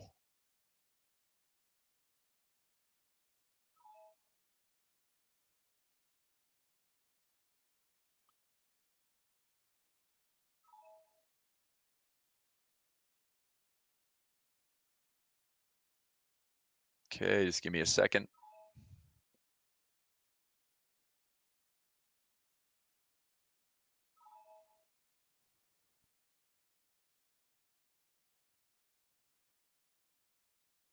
Come on, you're not filling at 290 now, you turd. Let me go. This account got filled at 289. This one here pending at 290. Try to take the mid at 293.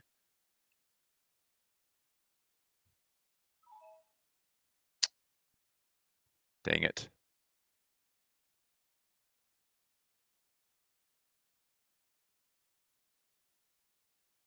Okay, I think I just took, hang on. Okay, we're good. Now, same trade on this account for 290 again.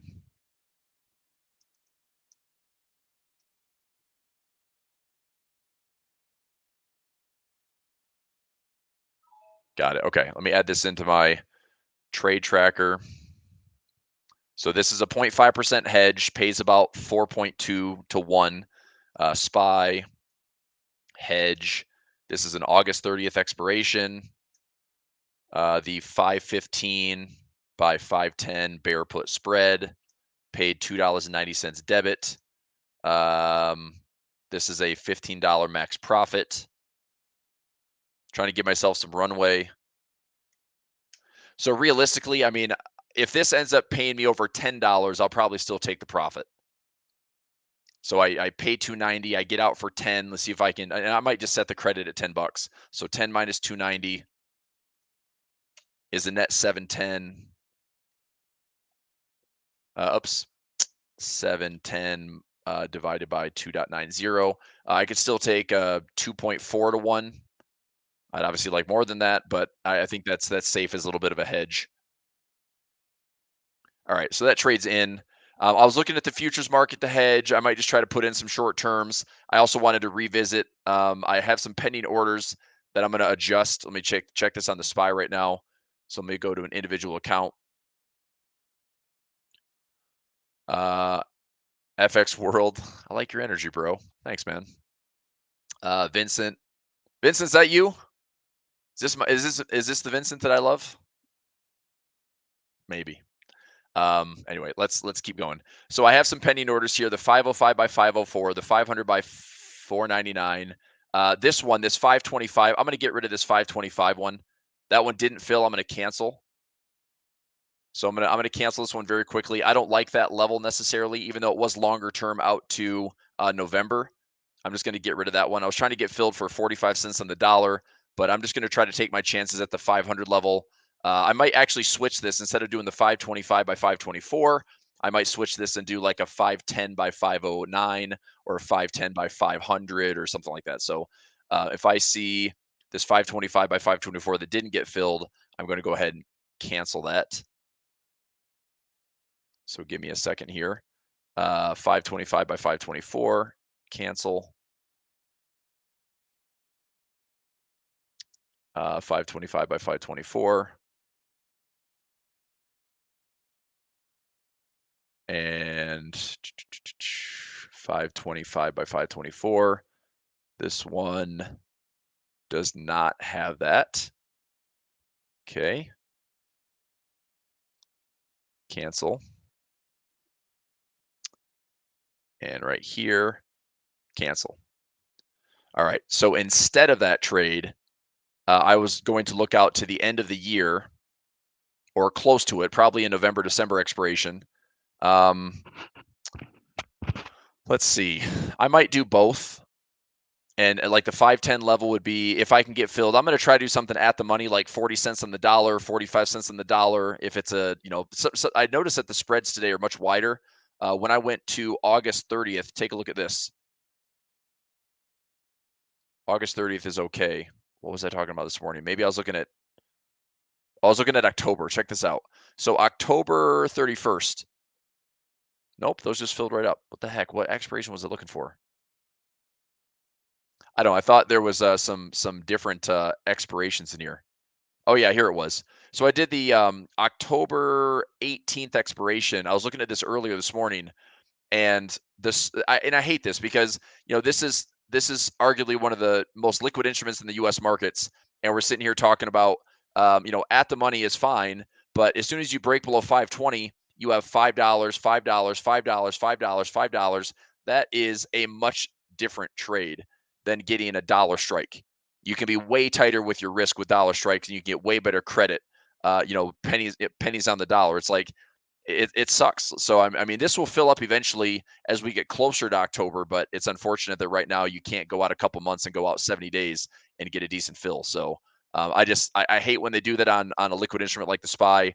They take away all the strike prices that really make your trading a lot easier to manage. So obviously I'm not going to use that. But if I look at that 510 level, could I get filled at something like end of November, end of December at the 510 area? Probably. I'm going to try to get filled here at like a 510 by 509. And I've got a good lesson for us to discuss today too. We talked about this a little bit yesterday. I relabeled my session yesterday. So recording that I did here with the team, probably the most important video that we've done, or I've done personally, the entire year. Like it put a lot of things in perspective. We looked back and found out, the most similar example of this volatility event we experienced on Monday was back in 2017. So I actually looked at that again this morning and last night. I think we can take away a lot of that period and apply that to what we are probably going to see here play out. I mean, as they say, history doesn't repeat, it often rhymes. I think there's a good case for this market to play out in a very similar fashion. Okay. So anyway, November 29th, I'm going to look for a 510 by 509, try to get about 40 cents. I'm going to try to get 45 cents in the dollar and load this up for about oops, not time. There. What happened?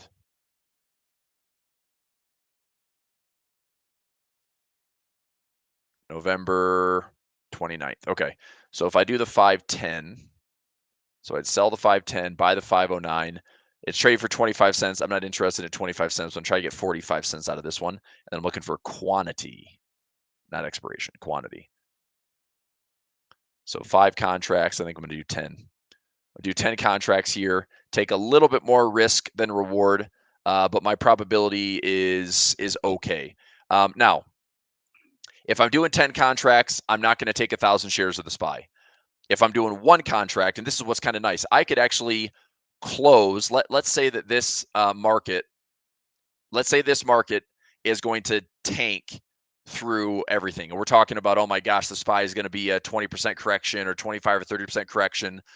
Look, I can take a -9 and a +9. Oops. I can take a -9 +9. So I'm going to do 10 contracts here. I can take the -9 and take a loss. I can take the +9 for a loss. And then I can keep the one share and I can actually own the SPY if I can ride this down lower. So if this SPY surprises us at like a 15 or 20% level, I'm going to take shares of the SPY. I'm going to allocate the buying power that I have, and I'm going to work this thing for, longer term. If we're down 20%, I'm going to take a chance because, how bad does this get? I mean, the market would have to crash like 50, 60%, and that would be, certainly the culling of this giant overbought asset bubble. But I don't think we're necessarily in one, right? I think right now this is the CapEx overspending and the AI hype that is having a bit of a reality check. Right now, what I'm seeing is earnings are coming in pretty solid, pretty consistent. That's a good thing. We saw the unemployment hit the news today. It came in lower than forecast. The market's taking that as a good news event today for now. But I think we're going to retest. Okay. So anyway, I'm willing to take the shares. So even if I lose on the credit spread, I can make it up with own shares. And gladly have it over the course of the next 6 to 12 months and repair it, collar it, and things like that. So anyway, can I get filled here at 45 cents? That's what I'm going to try for 10 contracts. Buying power wise, this is going to take up about $550, no problem. So let me throw this in here. So let's go buying power there. I'm just going to copy this trade for everybody. So 45 cents, similar, and now give everyone some action on this one.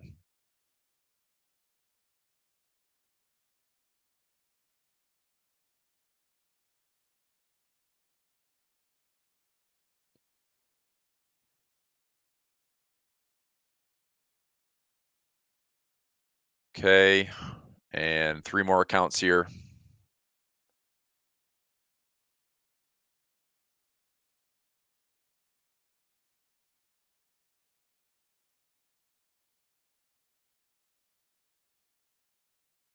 All right, now I'm in. All right, I'm going to track this trade. SPY, this is a November 29 expiration. 510 by 509 for 45 cents credit. 10 contracts pending.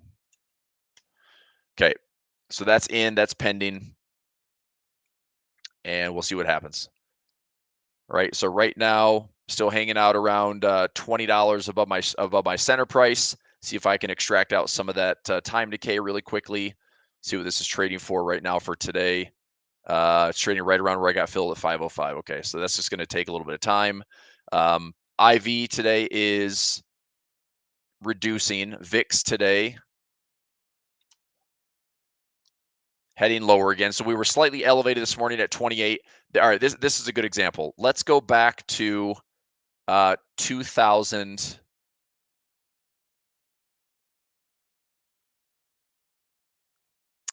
Doesn't this trade have to have bigger decay due to being so far out? Which trade you talking about there, Robsy? The 510 by 509. That's a bullish trade. All I need on that one is I need price to go a little bit further. So it's a credit spread. So what I need price to do, let me go back to the SPY here. I'll just walk through this trade for a second. So what I need price to do would be this. If we end up coming down, and the reason I'm taking this trade is I think the higher probability right now, and this will all kind of come full circle when I go back to 2017 to 2018, I think this 200 EMA is going to get hit. I mean, we've had a low volatility run, and I'm telling you, like, this is crazy similar to 2017, 2018. So I think this market, if the bulls are going to pull this thing back, I think the bulls can stabilize in here very easily, right? If there's enough eagerness out there to buy the dip and have this be a one-off vol event and a panic that now we're buying, it's a buying spree because that was the cleanse that the market needed. Look, I can see that trade playing out. Okay. But if we pull back into here and we find the same equilibrium only to see this market want to try to retest this low, that is the trade that I'm talking about.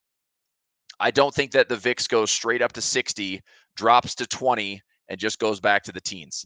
I think this goes up to 60, down to 20, and then possibly has one more spike up into the 30s or 40s before it settles in over the next couple of months. Seasonality wise, August, Jackson Hole, it's low volume. It's always a weird month. Okay. It's always a weird month. September is known as the September effect, where it comes out of summer trading and we usually have a lull and we have one of the worst performing months ever in the history of the stock market. Now, that doesn't mean it has to be ridiculous, but it's like typically averages like 1% down, 1.5% down. I think you can take a look on the Edge Fighter. We have some seasonality here. Let me check. So let me go into Edge Finder Pro, go into seasonality, and then go the month of year trends and go to my SPY or SPX right here. There you go. Okay.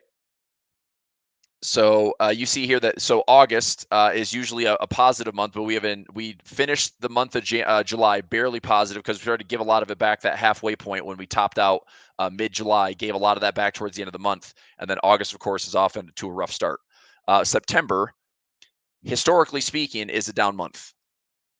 Okay, so for us to bounce, I mean, are we going to bounce and just recover in September?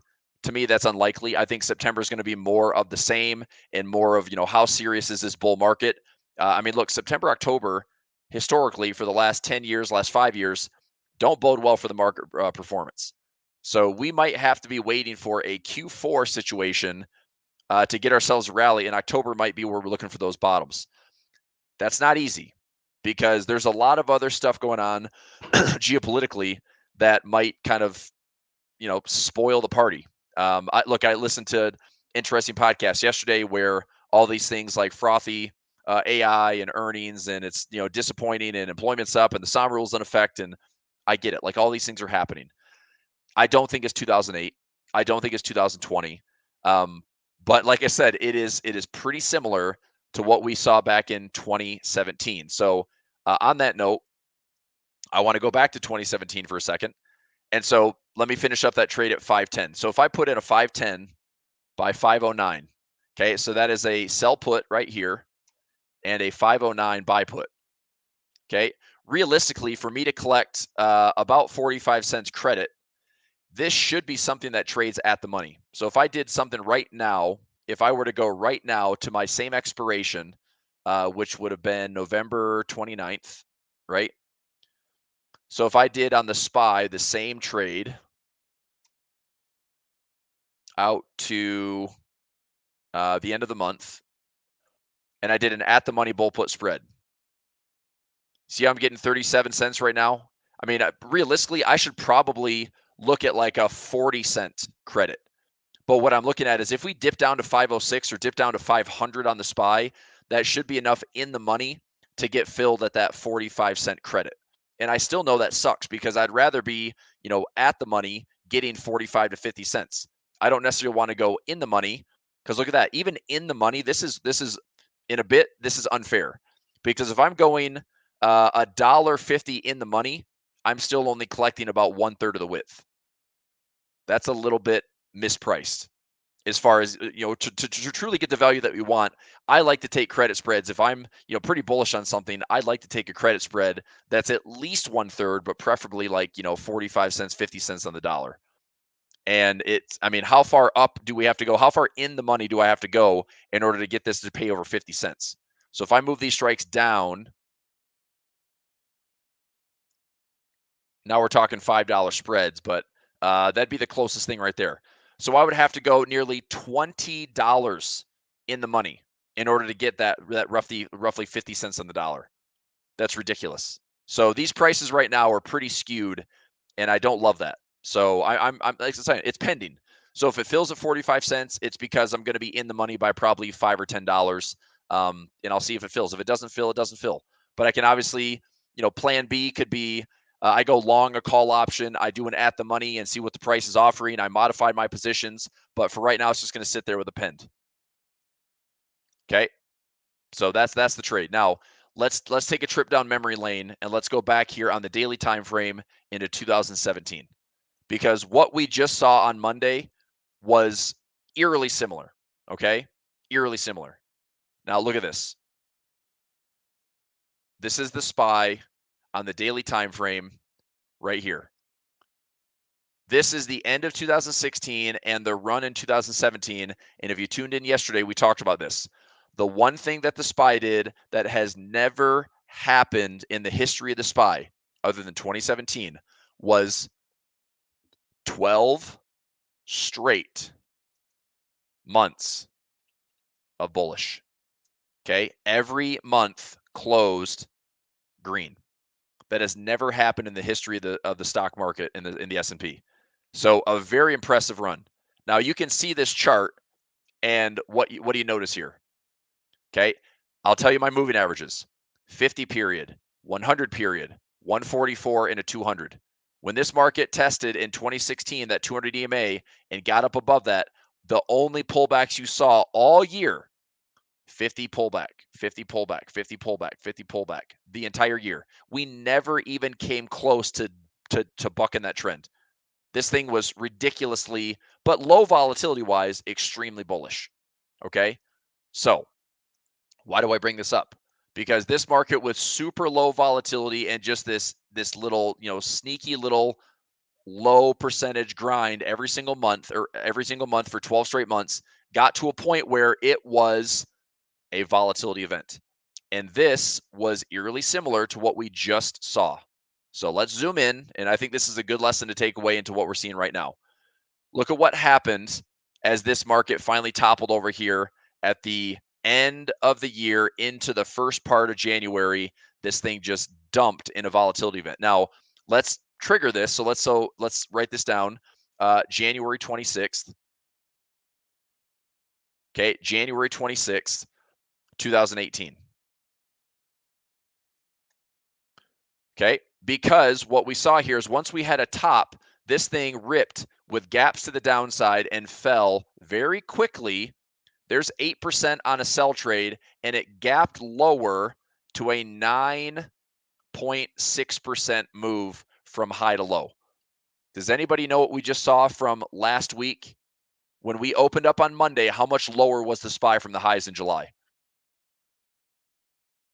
It was around 9.7, 9.8%. Very similar. Okay. Now, look at what price did after that. Price came up and rebalanced.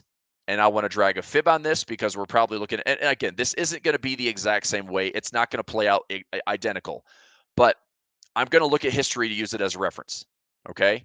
So there, is a swing immediately after we see like that 1, 2, 3 days flush to the downside, and then we have a big bullish day to cut back. But what did the market do?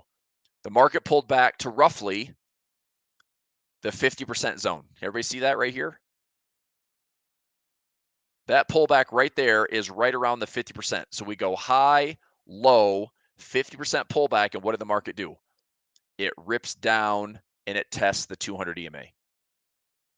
I could see that happening. All right. So we fast forward to today. Let's just use this as a historical lesson. So we fall aggressively, just shy of that 10% level. We rip back up here towards 50%, and we flush all the way back down to find that 200 EMA. Now, this was after a bar count of over 300 bars on a daily time frame. That is a big extreme on a chart. Okay, I use this all the time in Forex trading. I look for it in stocks too. I mean, anything over 250 in stocks is pretty decent, but certainly 300 on a daily is rare to get. And especially, it's not just the distance away. It's not just the time. See how many bars we have here? It's not just that, but it's also the percentage away. Once we stretch a certain percentage away from the 200, that's where I think this made the volatility move back down. So we had a 315 bar count to get to the 200 EMA. We stretched all the way up here over 300 bars. Now, one thing I want to check, how far away were we? So this level right here at the top, all the way down to the bar, was around 11%. So did we stretch over 10, 11% away from the 200 EMA? All these things we're just going to kind of earmark and look and see, like, does this make sense for today? Okay. So are we 10, 11% away from the 200 EMA? And are we looking at that 50% pullback to then come back and retest those lows and hit that 200 EMA? Now, what ensued after that? The 200 EMA is always a sign of a support zone. This is, for a lot of the kind of industry standard buy and sell zones, everyone, have you heard of the golden cross or the death cross? Okay, the golden cross is that you have your 50 and your 200 crossing over to the upside. When you're coming out of a sell zone, you get your golden cross, you look to get back and resume the buy zone, right? So if the 200 can hold as a buy zone support line, you can see that it did this back in 2018, right? We came all the way back up here, flush back down, really nice structure lows, and then we continue to go bullish all the way through the end of 2018 into 2019.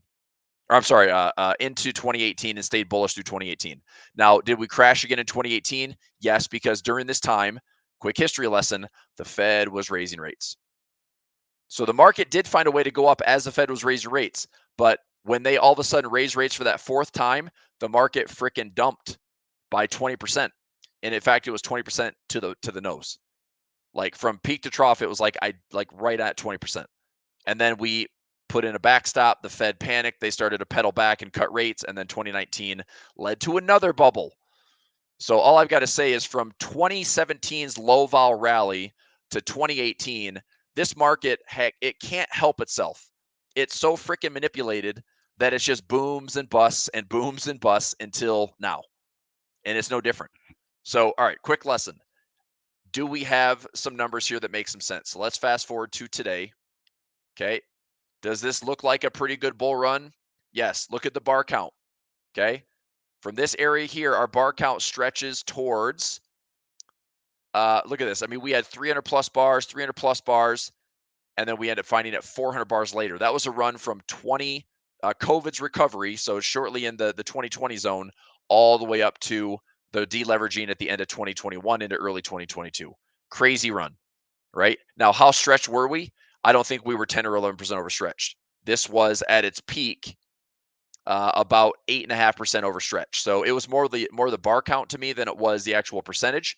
But we go into this recent run, and I know my chart gets messier as I get closer to price, but just bear with me. This run, I feel like we hit the percentages, right? We have been around 10.5% overstretched from the 200 EMA. Okay, how about this one from this high to low? We were about 11% overstretched. So it's interesting that in April, we started to make a correction as we hit 11% overstretched from the 200. And here we are again, 10.5% overstretched from the 200. And this market's finding a way to revisit it. Now, the last time we touched the 200 EMA is right here. We're about 200 bars ish, maybe not that extreme. I think it's less than that. Let me check that bar count. So currently we're still going, we're less than 200 bars. So it's not the time necessarily as it is the percentage. All right. Does this make sense? Am I pulling correlations out of my butt here, or does this make sense? Because I think, and here's the deal. If you're looking for answers, you're going to have to look back and find similar examples on the charts, right? Similar fundamental examples, similar things that, economic periods and expansions and contractions of what the Fed was doing at the time.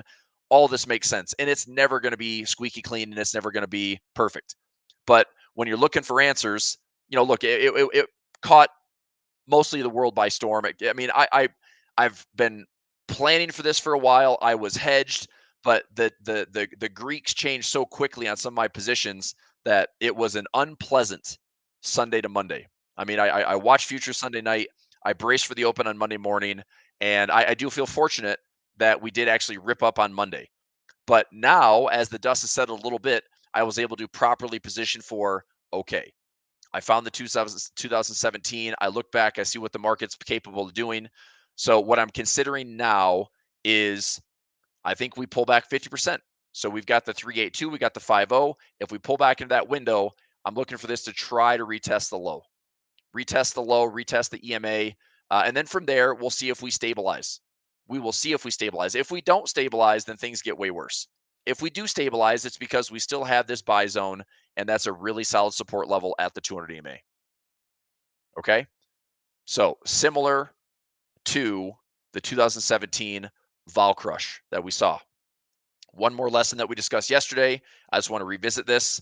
I don't think that volatility is one and done. I think that volatility will find a way to spike back up and maybe go from low 20s back into the 30 to 40. I mean, really, I think 40. I think 40 is fair, and then we try to settle back into the 20s or maybe the teens. If we're going to see, if we're still going to see a Q4 rally in any capacity, I think volatility, goes back down into the low 20s or high teens.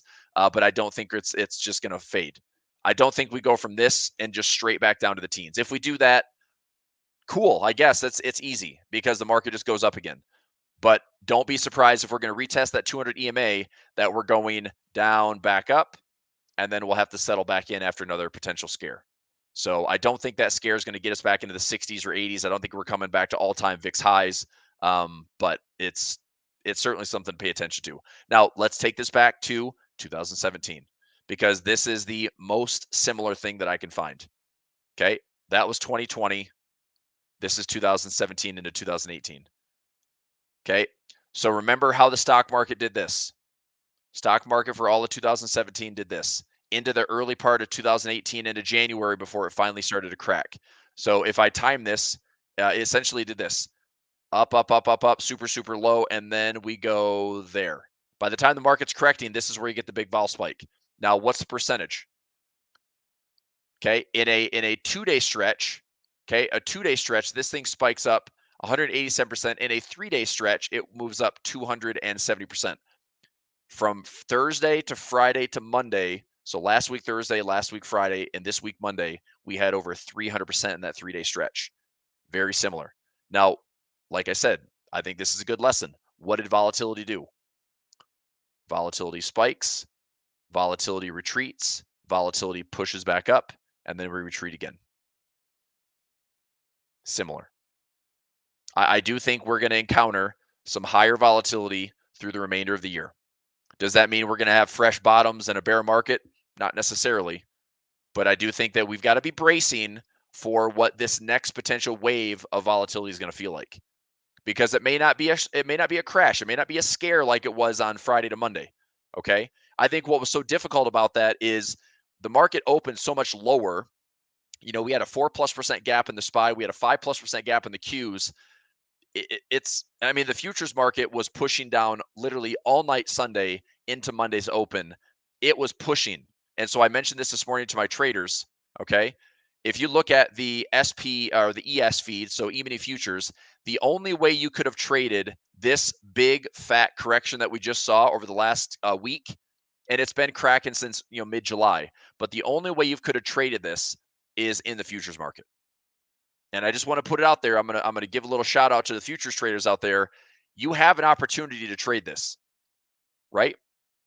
So that's a drop on Thursday to Friday to Sunday night. Sunday to Monday, you had a clean, liquid market to trade. Now, were spreads getting wider and things getting crazier and implied volatility expanding? Yes, yes, yes, yes. But it was tradable. Take a look at that chart compared to the SPY. Okay, the SPY, how do you trade the SPY? Thursday was a single day sell-off. Friday was a gap lower that didn't go anywhere. And then Sunday to Monday, you just have a gap lower. All it did was it showed a dip on there. I mean, how do you trade that? Right? You gap and go nowhere, you gap and go somewhere, but it's like this market's already shed 7 to 8% of its move, and you're sitting here like there's nothing to do intraday. Like from 9:30 to 4 o'clock, really not a lot happened outside of the market didn't just crap its pants for the entire day Monday. It actually stabilized a little bit and it's helping. Okay, so that's my point. Is this off base, or does this make sense? I'm just trying to provide some rational thinking here with what the market can do here in the next maybe 30 to 60 days. I think we're going to see another wave of volatility. I want to be braced for that. I'm okay allocating, 0.25% and 1% to these hedges to the downside. And I'm willing to go out and say, by the end of August or the end of September or into October, I just think that we're likely going to revisit these lows. So I will be watching that. Okay. If we go to the term structure on the VIX, I've got term structure up here. So you're looking to see here that over the next several months, we're looking to see the VIX roughly in the 20s. Okay. Now this changes all the time, but if we see this actual VIX number go up to 40 again, then these are probably all going to be elevated. But you can see that we're likely heading lower, right? We're likely heading lower. So it's going to take time, but like this volatility is now, it's in the system. It's got to make its way. It's like a big balloon, right? You have this big balloon of volatility. It's going to have to let the air out, and it's going to take some time. Okay. So I expect that to be, the next maybe 30 to 60 days. August is a lower volume month. Most of Europe is still on vacation. Jackson Hole is coming. Let me see what the news looks like next week really quickly. So we don't have a lot of major news for the rest of this week. We do have some earnings. It's been okay. I mean, consensus-wise, profit margins are still pretty high, but we know the valuations on the forward earnings is pretty frothy and pretty rich right now in the S&P. But if we go to next week, do we have a CPI print next week? I think we do. All right, this is going to be an important week. So we have employment news out of the pound or out of the great UK. We have core PPI for the US. We have an RBNZ cash rate decision. Let's see if they hold at 5.5. We then have CPI out of the US. So, okay, yep. Next week's going to be a buckle up week. We have retail sales as well. We have unemployment claims as well. And then we have consumer sentiment. So next week, news-wise, we have a lot more on the docket to figure out. This isn't a bad thing. I mean, having PPI and CPI on tap for the U.S., if these are both going to show trending lower, right? The previous print for the CPI was 3%. If we print sub 3%, I think this continues kind of ease the market where it's like the Fed would make cuts based on inflation trending lower and not the panic that's ensuing from a higher unemployment. Okay. All right. So that's my point. So we have some news next week that'll be really important to watch. That's PPI, CPI out of the U.S. Then we have some rate decisions coming from the New Zealand dollar, retail sales out of the U.S. as well as consumer sentiment. So that will be something that's important to track. Okay. That was my history lesson for the day. That's how I'm kind of rationalizing and planning for the next couple of weeks, what to do, what to look for. To me, this is a likely pullback into that 50% zone. But this is where the Bears, maybe dig their heels in and try to defend. Okay. So if that is the case, I might look at the same trade that I just took a little bit cheaper. And from up here, do the same thing and maybe go out to the same expiration or slightly farther. I might just stagger out a little bit.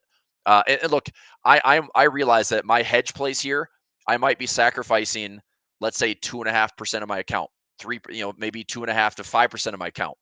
If I'm right, I'm hoping that it will pay 10, 15% profit or better. Okay. What I can't afford to do is be doing nothing and just sitting here, like just that's it. I'm going to buy the dip. I don't think it works that way. I don't think it's that easy. If it is easy, and this is a easy recovery because everything will get back to normal. I still have some traps in here. If I go to my daily time frames, I have some good profit traps in here that if this market, okay, this is the futures market for the S&P. If this market returns, as long as we stay below 55 and 54, that's a 5K profit trap per contract that I have in the futures market. Now, ideally, I make the most money in here. Okay. This as a whole with the bear trap and my credit is going to pay me around $7,500 per contract. So that's if we stay up here and we stay below here. Now, is that what I always try to do with these trades? No. But if it works out that way, freaking great. And these expirations for me are August. So I'm watching this stuff very carefully. All right.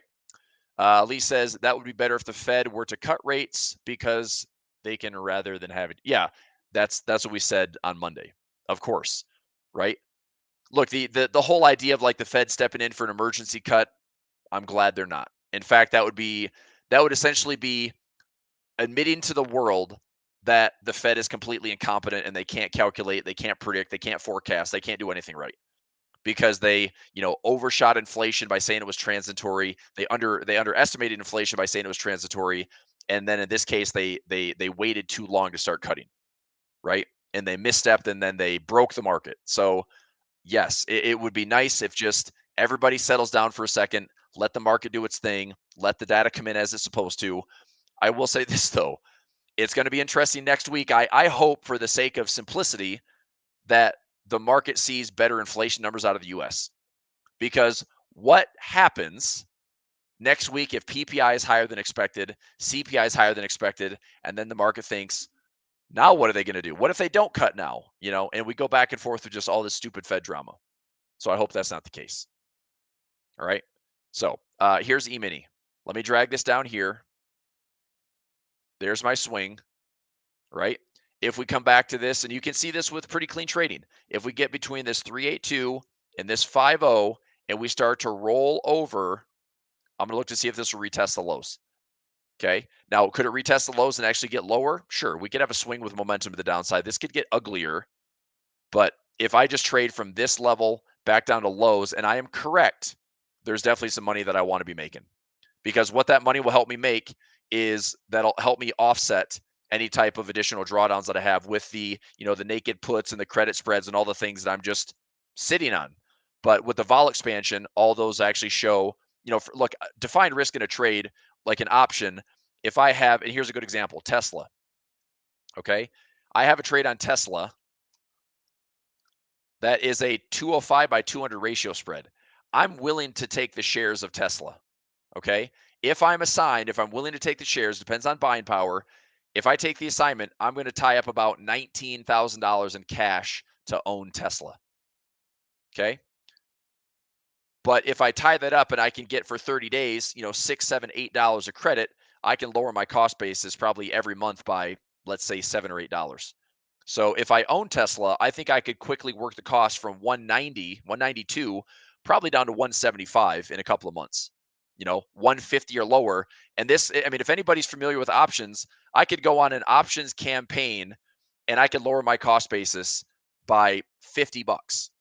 And I could conceivably take the ownership at 192, work my cost basis down to $100, and then say, I'm happy to own Tesla long term at, $100, right?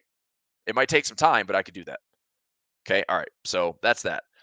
So real quick, that's my outlook on the S&P. I think the 200 EMA is up for grabs. I think that also, if you look at the Qs, you look at the Qs in the same fashion. We already hit the 200 EMA on the Qs. It's more volatile. It typically is.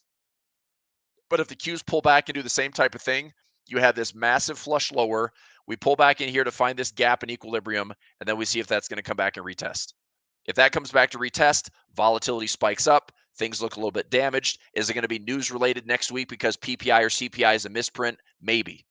Maybe not, right? Maybe the market has an adverse reaction. Maybe we have a super low inflation print and the market still freaking takes it lower. I don't know. The news doesn't matter. It just means that there's going to be volatility and the floodgates open for good movement, right? I don't care what price does. I don't care what the news actually prints next week. I think it matters. It of course matters. But to me, this is just a price action based trade. If we're here, I'm going to look to see if the bears are going to fade that move. If they do, I want to be short. Okay. All right. Let's get to the rest of some of my stuff here that I have in my report. So we're good on the indexes. Let's go Dow. Okay. The Dow is also another index that may come down and test this 200. We're typically a little bit less volatile on the Dow, but it would make sense that we have had no test of the 200 for a while. We got a little bit overstretched from the 200 there, and perhaps we're making a quick reversion back to it. So that was around 8% away. We're making our way towards it. Don't be surprised if we have another, pullback, some efficiencies here, and then the Dow gets faded back down to the 200, and then we see what this is made of, right? We see what this 200 is made of. If it's going to give us, a bottoming pattern of some sorts, okay, cool. Maybe, I don't know. I mean, is the Dow going to go to all-time highs without the S&P and without the NASDAQ? Probably not. I don't think we're going to get this massive divergence where, the small caps do 10% and the Qs are down 10%. That's never going to happen.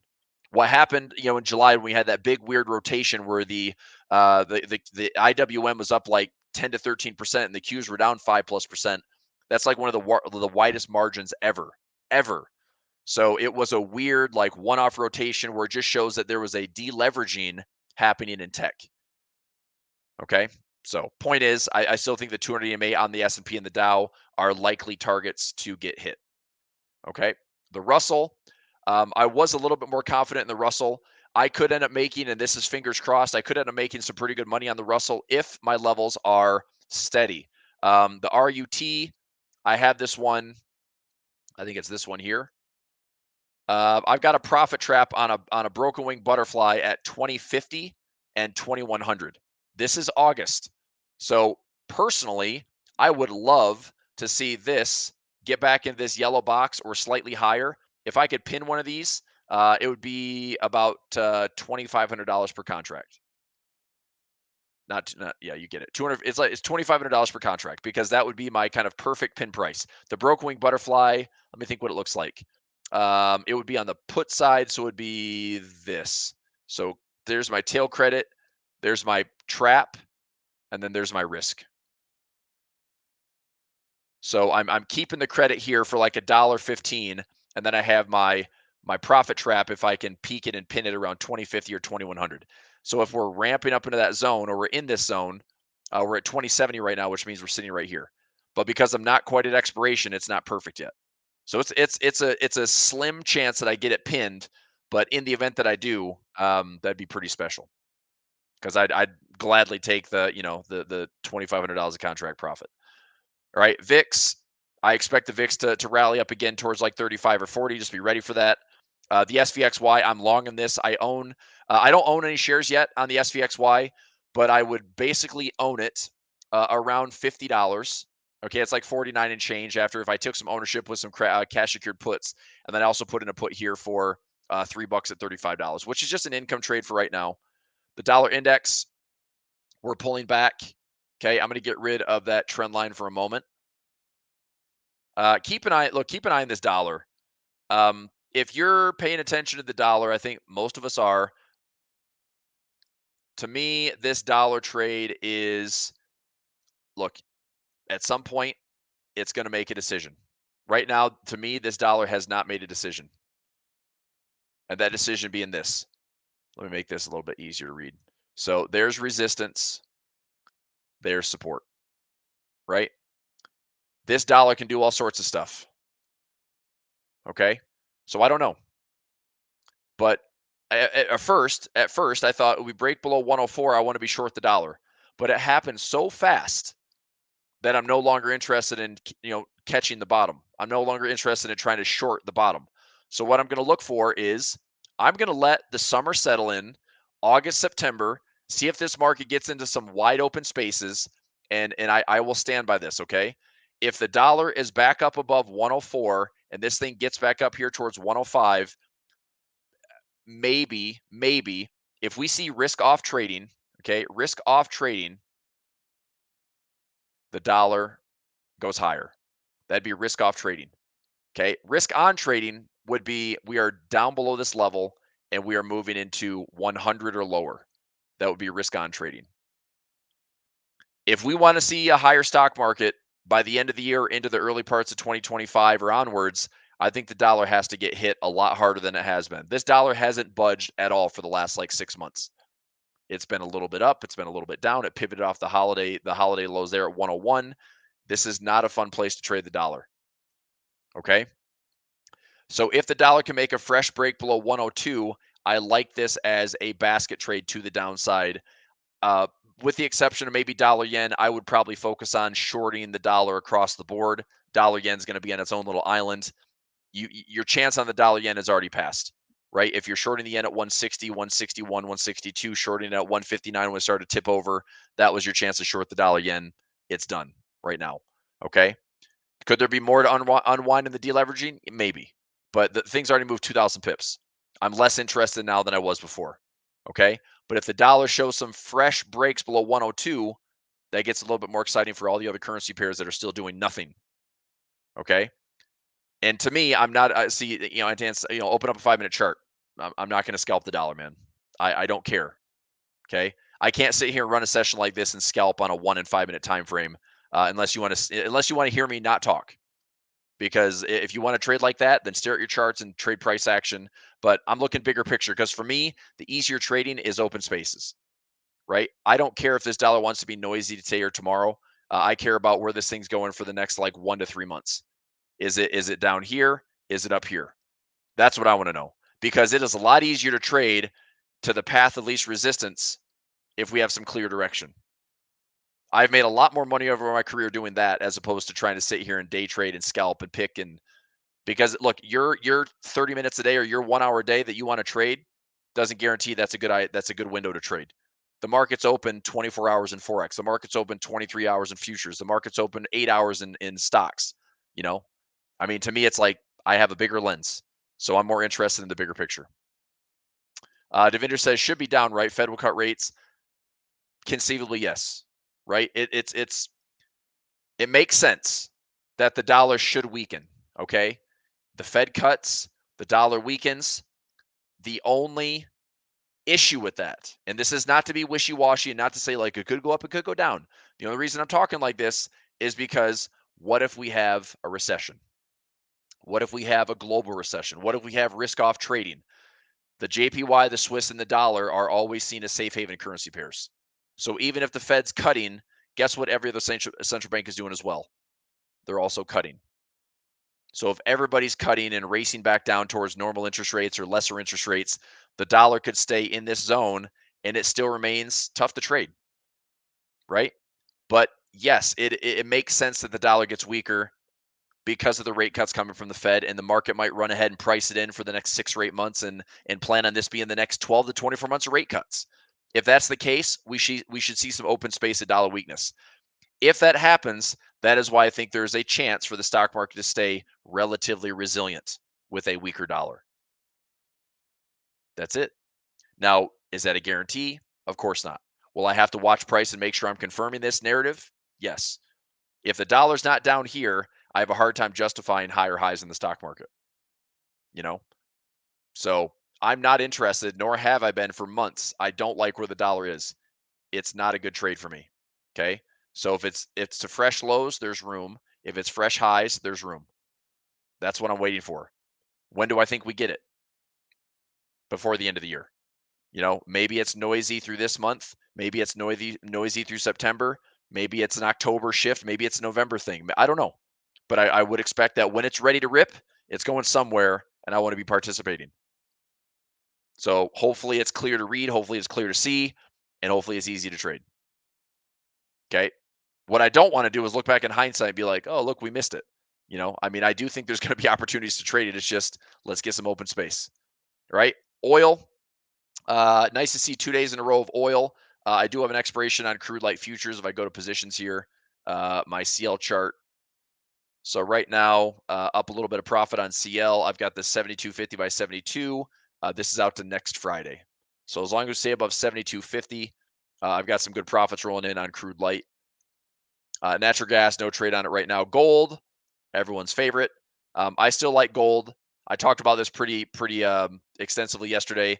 If we break some fresh highs on gold, awesome. If we pull back and find support, I think there's a bear trap down here around 2250 or 2270. I'd still add to my gold down there. So either a breakout or a retest of support and trend line. If you're scalping in here, I get it. Like, traders are crazy on gold. If you want to, scalp this stop loss below, that's noisy. It's risky. I think this is probably the cleaner trade.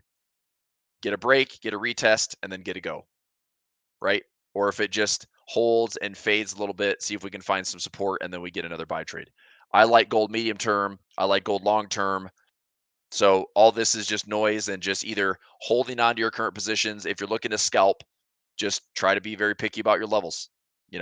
I mean, look, there could be traders that if you get a break and a retest, you could buy this with a super tight stop loss and have a huge upside potential move, right? So for those of you watching structure, sure, I get it. You want to tighten it up. You want to trade in this really small area, but still look at the good spots. Okay. But gold is noisy for right now. And I've said this, I think this is a bit of a broadening pattern. Like it's just a tricky space. So I think it's testing. But the nice thing is, they're still buying out there. Like, central banks are still buying gold. They're diversifying away from the dollar. They're getting out of US debt, right?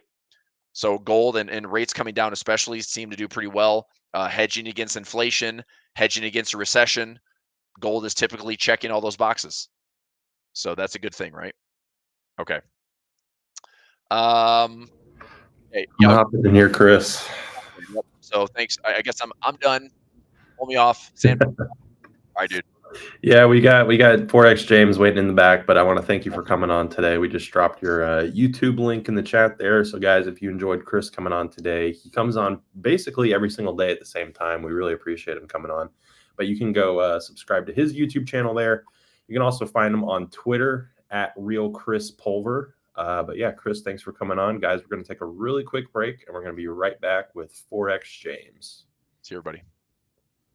We often get asked by our US viewers, how do you guys trade gold and indices on a regulated broker? To trade gold, indices, and more, we trade using Webull. And for US citizens watching now, for a limited time, you can get free stocks if you use our promo link that can be found in the description or dropped in the live chat right now. Webull is our top pick and personal choice when selecting a broker here in the United States for stocks, indices, and commodity trading specifically. Get your free stocks now by clicking the link and signing up using the instructions found there. Now, back to the show.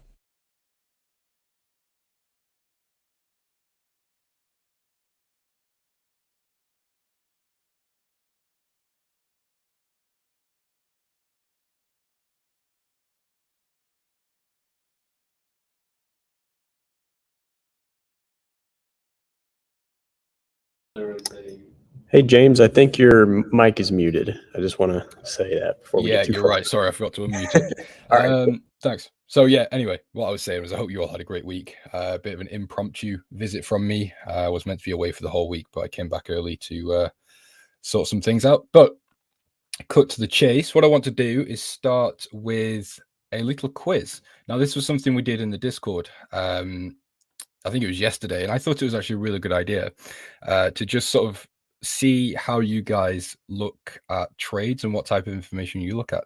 So let's say, now this is hypothetical. Please keep in mind, I'm not saying that this is any real market conditions, but let's say hypothetically, pound New Zealand and euro New Zealand, you knew, you had a crystal ball, or you could see the future, whatever it might be. You knew for a fact that both of them would drop on Monday. And they both had the same risk reward. They would drop exactly the same amount. Which one would you choose? You could only trade one of them. You can't enter into both short positions. And yeah, that's basically the question. There is a right answer to this, by the way. It's not a trick question. But the reason I'm asking is because it can sort of snap you into action a bit. So when you think about this and you get the answer, if you don't know it, it's probably something you are understanding and you are aware about, but you might not think about. And it's one of those things that when you're looking to trade or you're trading very similar pairs, it might just help sway your decision either way.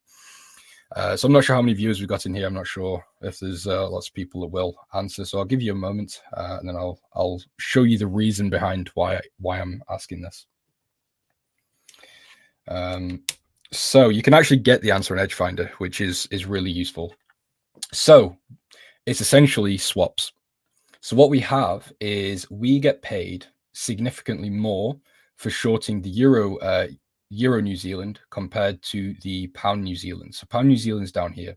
So we get paid positively for both. So that means we get paid positive swaps. So essentially, if we could only trade one of those two, so pound New Zealand or Euro New Zealand, obviously, like I said, you could only take one of them, but you knew it was going to the downside. So the actual trade isn't really an issue. It's more just how focused are you on the smaller details of a trade. Now, again, it's all hypothetical, but it's one of those little thought things that can sometimes stick with you and maybe help you in future trading decisions, because sometimes I overlook swaps. You can end up paying quite large amounts in swaps if you have large amounts of capital. For people trading a couple of hundred, it's not really that relevant. But there you go. That's a little thought thing for you to start my segment. So we'll get rid of that and we'll get onto the charts. So let me pull this up. Okay. Yep, David. Euro New Zealand was the correct answer. I mean, either one would have been fine. There's not really a wrong answer, but Euro New Zealand is the answer I had in mind. So dollar yen, there's been a lot of eyes on yen at the moment. Obviously, we had some interesting times on the yen. Sherry is, I think I'm really bad at pronouncing names. I'm really sorry. Please don't take it personally. Good to see you. So yeah, we had a lot of eyes on the yen. I don't know how frequently you guys watch me, but I was trapped in dollar yen and Australian dollar yen for quite a while. I'm still trapped essentially in those long positions, but what I have done is I've scaled in, as I said I would. I'm a man of my word. When I say I will do something, I'll do it. If I'm looking at something, it's because I'm actually looking at it. So the yen had a huge run, actually, obviously causing the Nikkei to head to the downside, and obviously dollar yen, Australian yen, euro yen, all the yen pairs had quite significant drops. But we did have some dovish comments by the BOJ, which is the Bank of Japan, which has actually really helped the yen pairs slow down their descent. So essentially, I'm not sure if you guys already heard or not, but they're not looking to hike rates in such volatile markets, which obviously is good. So they gave a bit of a hint there that essentially they're not going to be hiking rates, especially at the moment. So I'm now expecting more of a rate hike towards the end of the year, if not even in 2025. At the moment, I think we're pretty clear of any hikes by the Bank of Japan.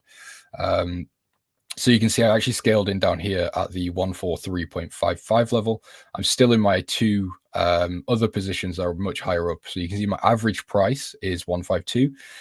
So once we reach 152.7, then I will be essentially break even on this trade. So that's my aim at the minute. I'm just looking to get out of this position at break even, and then I'll reassess when we get to this pricing and see if we do have any potential to ride it up to 165, which is was my end of summer target. But considering everything that's happened since I was looking at that level, I'm not sure how realistic that is. So when I say end of summer, I more mean sort of mid-September to the end of September. So we'll see. But the reason I decided to take this was because we had a really nice fib level here. I really like to trade off the 50% levels. So when we see a run of 1,000 pips, for example, I like to see a pullback of 500 and then a continuation, which is essentially what we've got here. It wasn't really perfect, but it was still within the Fibonacci zone. And it bounced off this level of support as well, and also mixed that with the dovish BOJ and potential. Dollar looks like it's gaining some strength as well, so it was kind of a no-brainer. At least at the minimum, I can hopefully get out of this at break even. It was one of those trades where it's going on too long, and I just want to be out of it now, clear up some of my exposure, and start allocating capital elsewhere. New Zealand CAD, Euro CAD. This was another one I was speaking about this last week, and I was saying you guys should really be looking at the Euro Canadian. Look at the seasonality. I couldn't give you at the time the reason behind the trade because from one of my traders, not my personal trade. But the reasoning behind it's quite good, so I'll run you through that possibly next week when I've got some more time. But yeah, this is the trade so far. And I'll show you the live execution on this one. EuroCAD here. So you can see I've actually taken it. So really nice entry off a weekly level, playing basically just seasonality. And there is obviously some economic factors behind this one as well as to run as a catalyst. But yeah, just sitting in EuroCAD. There's not really much else I'm in other than the yen pairs and this one. New Zealand dollar. Yeah, we can definitely take a look at that. I'm not sure if it's still on my watch list. It is. Okay. It's interesting, actually. I was looking at this one, I think it was about 2 weeks ago, off this support, and I was saying I would like to see a correction. And we did get this correction. So maybe it would be suitable for a short. Now, I'm quite bullish on the dollar. I'm still in my euro dollar short position. So just a quick sidetrack here. This is my Darwin X account, by the way. So I did take short euro dollar. I'm still in this on my personal account. It's more of a long-term position.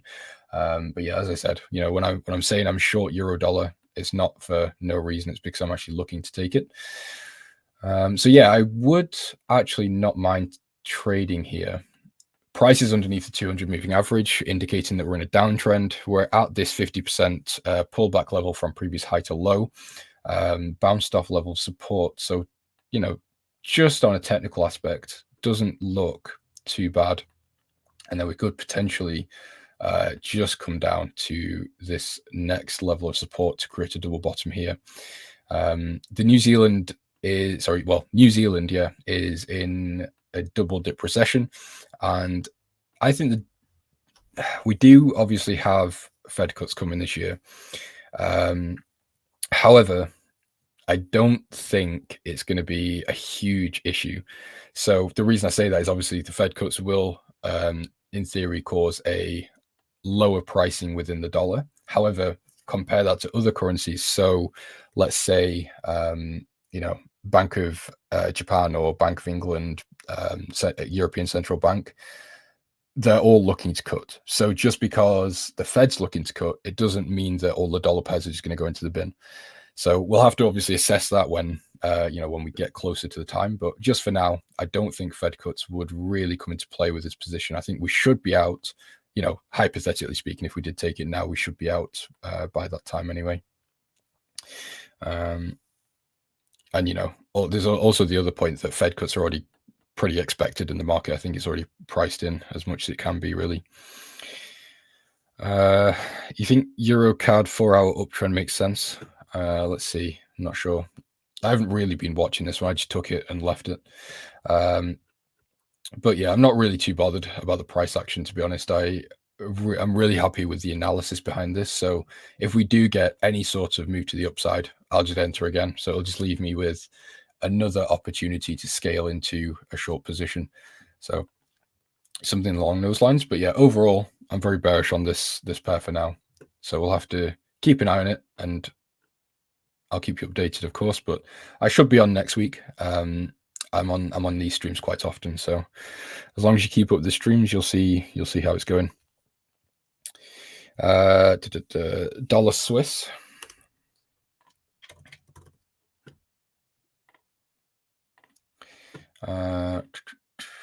Yeah, okay. So it's as expected, really. We did see a huge amount of fear in the markets. Traders are really dramatic. You know, there's a bit of fear in the markets. The stock market sells off. The yen gains strength. Swiss gains strength. It's quite funny, really. It's all very dramatic for not much reason, in my opinion, to be honest. So saying that, obviously, we had quite significant risk-off markets over the past, I think it was roughly the past week, give or take. So taking that into account, I'm not really in the mindset of risk off, to be honest. I don't really see any reason to be risk off. I think, yeah, although there are some aspects to that, I just don't really see it as warranted. So I'd be quite happy to go long, although maybe not now. To be honest, my technical strategy is saying to go short. We've got bearish trend on the daily, bearish trend on the H4, The hourly is sort of showing rejections at 200 moving average. We're overbought on the RSI. So to go long here, it's not the best idea for me. But overall in this market, maybe when the hourly and the 4-hour trends change to bullish, I'll start looking to buy. But for now, I'm quite happy to sit on the sidelines and just wait for this to sort of do what it needs to do. But the weekly time frame is also really bearish, with price hanging under this 200 moving average. Would have been really nice to catch this, actually. Wrong way around. This bounce off the 200 double top, that would have been perfect. But there you go. Hindsight's great. Best strip pairs to trade 4-hour candles. It's not really as simple as that, to be honest. There's lots of different factors, such as, what strategy do you trade? What economic indicators do you look for? How long do you want to hold trades? Those types of things. It's unfortunately, trading's not as simple as the best pairs. Let's see what else there is. So euro dollar, we did see obviously a lower price on euro dollar today as we had positive US news. However, I'm still in the mindset of being very bearish on this. So I would quite like to see a pullback of about 50%. So actually back up to this previous high would be great. I'd have a stop. Ideally, to be honest, the stop would be back at the previous swing high up here. But I'm not sure the risk reward is worth it in this case. So I might have to go a bit more aggressive. Possibly just have a stop somewhere around here. And that would do me quite fine. So the aim here would be to see a correction of NFP. We've still not seen this, and I like to see a correction. So oftentimes we'll see a news move. So whether it's bullish or bearish, doesn't matter. And it can take a while, for that to get corrected. But oftentimes we'll see fluctuations and then the correction and then the continuation in whichever direction the market is trending. So that's kind of what I'm expecting here. We're seeing this consolidation, and I would like to see a little bit more of a pullback here, and then I'll enter and just see if we can get that correction. The dollar NOK. Now, this is another one I've been talking about for a very long time, actually. I did get my entry triggered up here, but I missed it because I was away, which is quite unfortunate. So I'm just waiting to see if I can get price to come back up here again. And then we could possibly enter. This is on the weekly time frame. It's not really a short-term trade at all. It's something I'm looking to hold into 2025. So yeah, we'll see. But to be honest, if we can get this weekly candle close to engulf the previous two candles, so the bullish candle we have here and then the one next to it, I'd consider adding a starter position, so a lower risk entry, a lower position size. And that would just start the position building process into this move. What's this one? Australian dollar. So the thing is, I really like to trade trends. I like to see these types of moves where we come down, create a low, pull back, and then continuation. So I like to see these these pullbacks within the market. But what's really putting me off at the minute are the weekly candles. So we're seeing a lot of these actually at the moment, as we are sort of coming out of this risk off period. We did see obviously a dump to the downside, and now we're starting to see a bit more of a correction. And this obviously looks like a really strong weekly candle. So I don't really want to be selling into this. So it's a bit of a little bit of a trap for me, to be honest. If I wasn't looking at the weekly time frame, I could quite easily get chopped up in this trying to short these pullbacks. But that's one of those things. You've got to be vigilant. This level also looks really nice. It's really tempting to take this, but it's just a bit too risky for me, to be honest. It's not quite what I would like to see. If the weekly wasn't as bullish as it was, then I would probably be going in short here.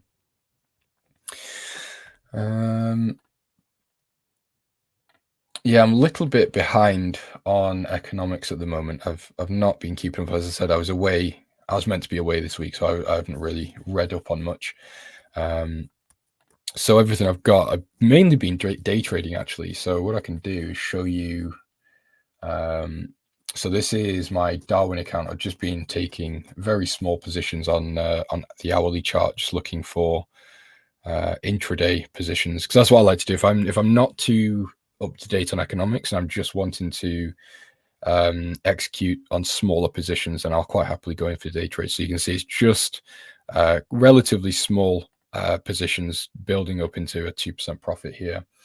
But essentially just doing the same thing as what I would do on higher time frames, and then just zooming in onto the hourly. I actually live stream my live trading sometimes, so if you guys are interested in seeing some day trades, feel free to check out my channel. Little plug there. Anyway, we can talk about gold. I know gold's quite a big focus at the moment. In fact, gold's been a big focus for a while now. How long has it been since we've been around here? Has it been all year? Essentially all year since February. Gold's been in a very, very big focus. So my opinion on gold is a bit mixed. It's not something I would buy, and it's not something I would sell. And the reason is because I would like to see a lower price on gold, to be honest, and then the continuation to the upside. So I don't really think gold has enough steam at the moment to head really any higher, let alone break all-time highs. And the reason is just because of the market conditions. I think the markets are in a bit of a state. You know, we did have risk off, but that obviously didn't do anything for gold because we saw a lot of profit taken. So yeah, I don't really have a plan for gold, to be honest, and that's quite rare for me. Normally I have something in mind that I would like to see, but I really don't. The only thing I would really see in gold is if we did see some sort of break to the all-time highs, and then enter on a potential retest, and that would be basically it. You know, if we don't see that, the only other option for me on gold is one attempt to buy at the support, and then again take it potentially just back to previous all-time highs. So something like this, but yeah, not too interesting gold, actually. I'm short on silver. I'm not sure if I've got that marked up here, actually. No, I don't. I'll have to show that one next week. But yeah, I'm short on silver. That one's in a bit of a drawdown. I was looking to trade crude. We've seen really nice price action on crude oil. So as I was saying, I like to trade trends. So when we see the daily time frame in a downtrend, we've got the weekly time frame in a downtrend. When we look at the H4, we're in a downtrend. So when we take a look at the hourly, all I'd be looking for is these pullbacks here. So we can see one here, really nice. Got one here. So these are the types of trades I would be looking to take. Unfortunately, I missed all of them. Although it looks like we could now be changing trends. OPEC doesn't really like keeping oil prices low, and we are quite low. I think average oil price should be around $80 or 82 in that sort of area. And now obviously we're down at 76, so it's a bit low. So I would like to just see a slight trend change, and if we can get that, then I'll be looking to go long. We have just bounced off quite a nice level of support here as well, which is quite a nice indication. But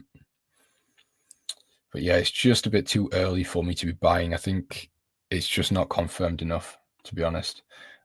Weekly time frame looks good. We are, you know, we did break the 200, but it's rejected it quite nicely, which is a bit of saving grace for me. Holding period only risk nowadays. You hold drawdown. Yeah, I'll hold drawdown. Doesn't bother me. You know, I've been trading for many years. If I hit drawdown, it is what it is. You know, I've got the way I trade normally is just take profit, stop loss. But things which are more long term, so like my dollar NOK and my dollar yen positions are more long term positions. So I'm happy to let me pull it up on the weekly. I'm happy to go in with these smaller size positions. So you can see the blue lines here are my my buyer entries.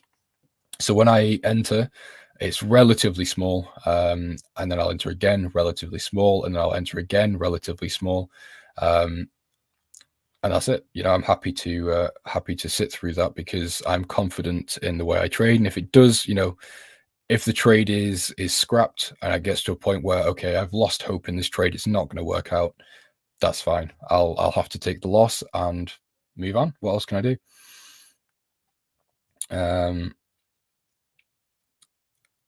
I'm not sure what you mean about scalping and drawdown might be a new loss. You've kind of lost me there, to be honest, but that's fine. I don't touch low time frames like that. The lowest I'll go is the 15, and that's just to check pivot points.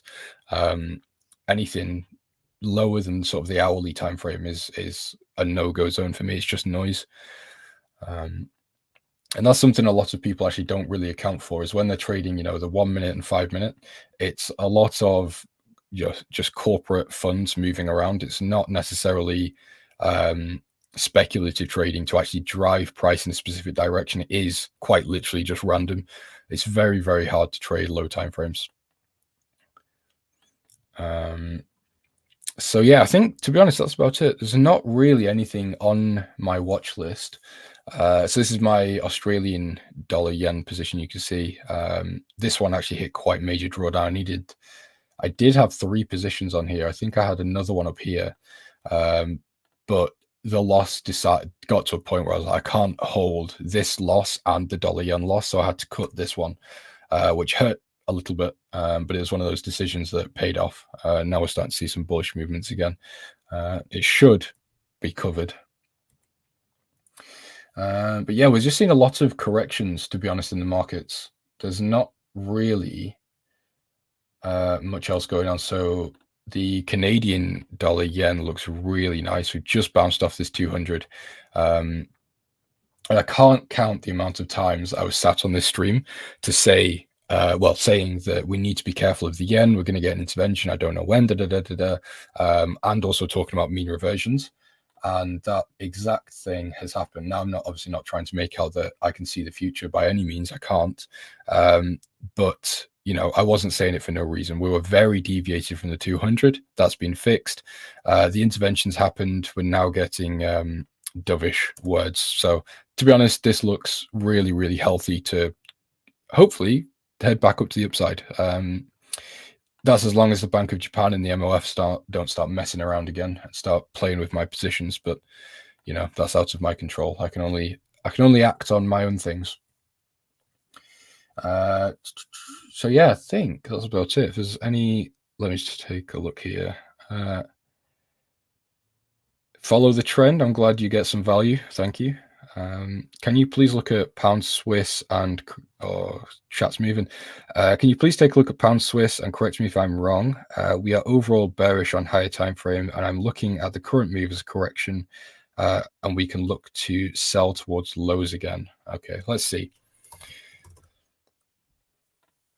We'll use the H4.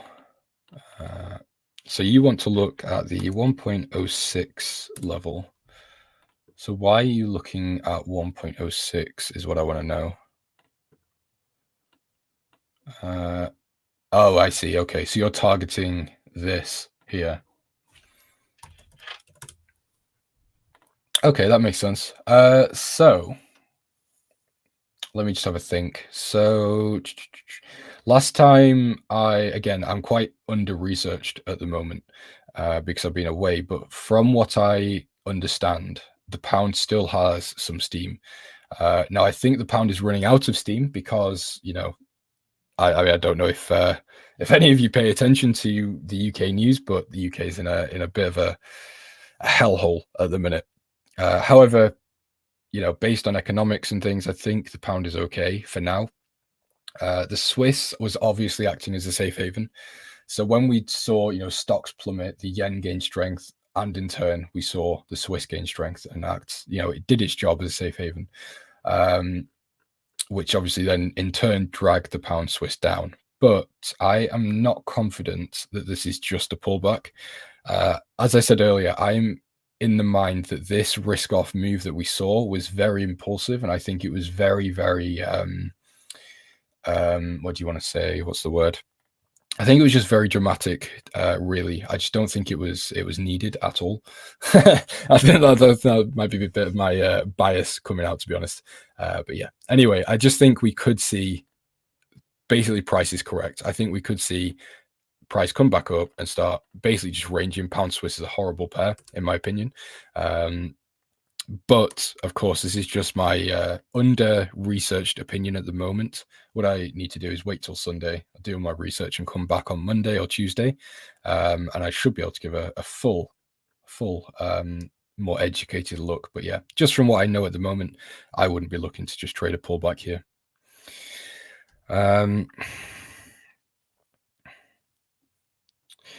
Weekly, if it closes like this, will be a huge bearish engulfing.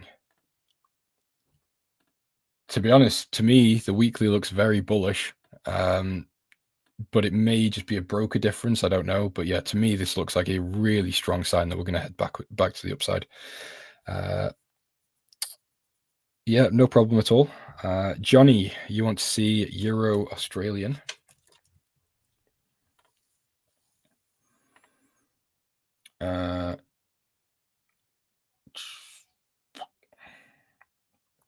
So this isn't a pair that I trade too much, actually.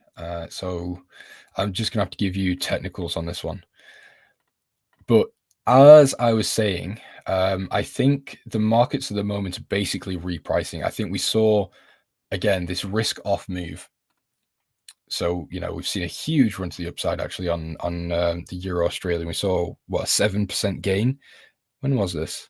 Since July. So, wait, when? July the 15th, less than a month, we saw a 7% gain, which is huge for Forex. You know, for currencies, that's a large move in less than a month. So I am under the impression the markets are just repricing. We'll see a correction to the downside and then a continuation to wherever the Euro Australia wants to go. It could head back to the upside or it could continue to the downside. But as of right now, the markets, in my opinion, are almost a no-touch thing. So that's why I've been day trading, really, is because I'm not looking to get into swing positions, to be honest.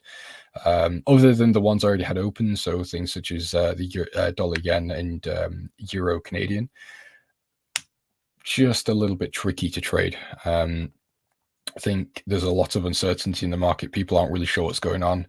And we very easily could actually start, you know, seeing the risk off move happen again if, you know, the what's it called? Oh, recession. If the recession fears start increasing and becoming more validated, then yeah, we could see the risk off move continue. But personally, I'm not under that impression, to be honest.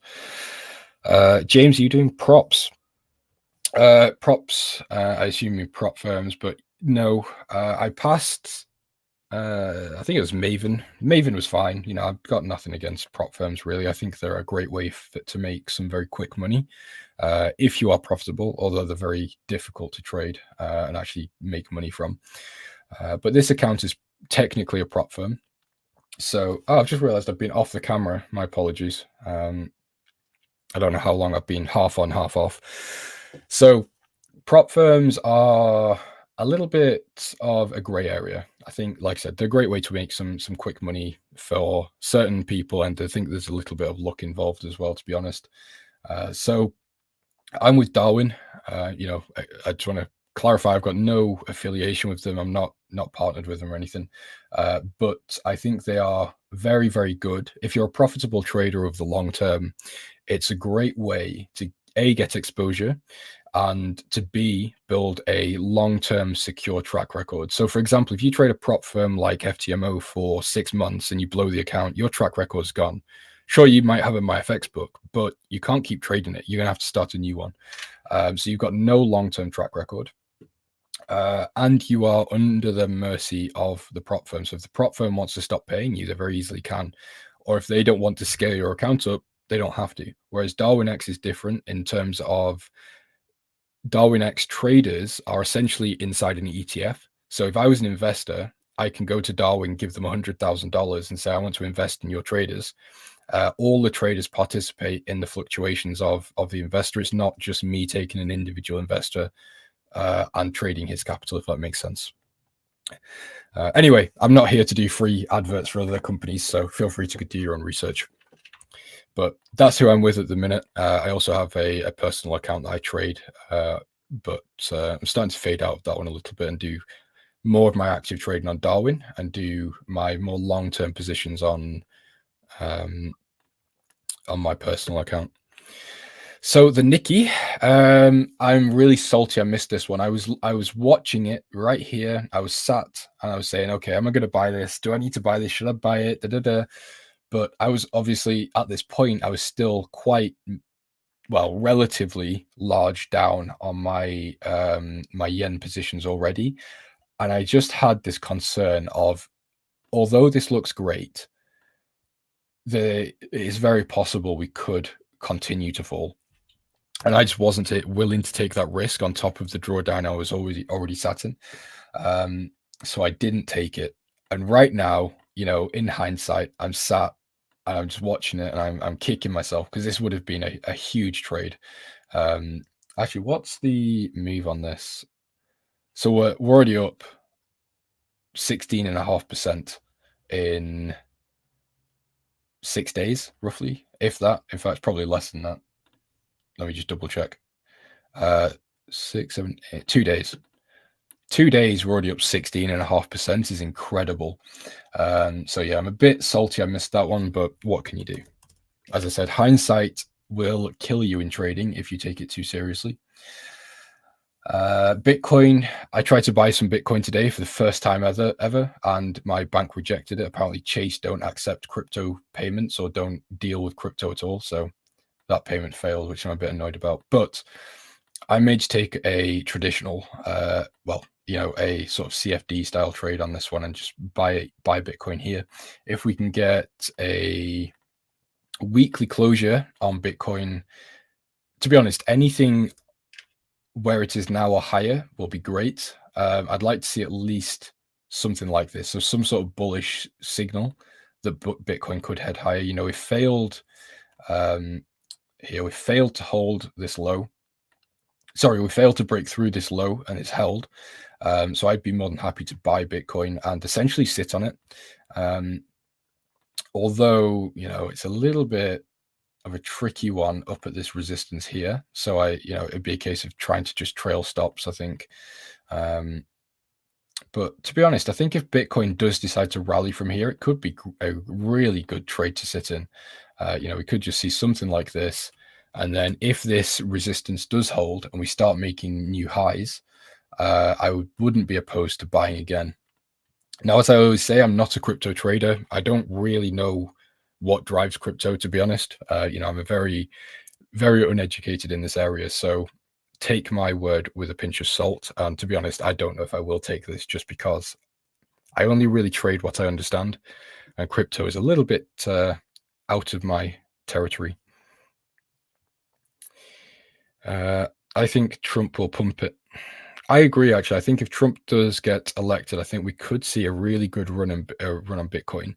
But, you know, a little bit of a conspiracy theory here. I just don't know if it will happen because if you look at the history of the dollar, I can't remember the details. I'm not American, but yeah, there's something about the dollar and gold, and then also being backed by something else, and it's just never happened.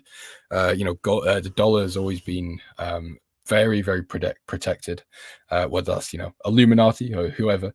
But yeah, obviously, I think what I heard was Trump wanted to essentially back the dollar with Bitcoin or make Bitcoin the equivalent of a dollar or something, in terms of recognition, the equivalent of the dollar. So it could have a great effect if it happens. I just don't think it will, because I think there's obviously higher powers in the world than Trump and presidents that will likely just block it. But anyway, that's a bit of a tangent, so I'm not going to go into that right now. I think that's it, to be honest. There's nothing else from me. If there's any final questions, let me know. If not, then I'm going to head off. Go and get a cup of tea and end the day. Please chart background color white, please. There you go. He wants to use Bitcoin as strategic national reserve replacing crude oil. Is that it? That's interesting. See, I just don't think that would happen. I think there's too many opposing things. To be honest, yeah. Anyway, I might have to look into that, and maybe I'll make a video about it and try and do a little deep dive. But I just, unfortunately, I don't know enough about that at the moment to really discuss it properly. Anyway, like I said, I'm going to head off. I appreciate you guys as always. Hopefully, I'll see you next week. If not, have a great week. Have a great weekend. Thanks for being a great chat as always, and I will see you later.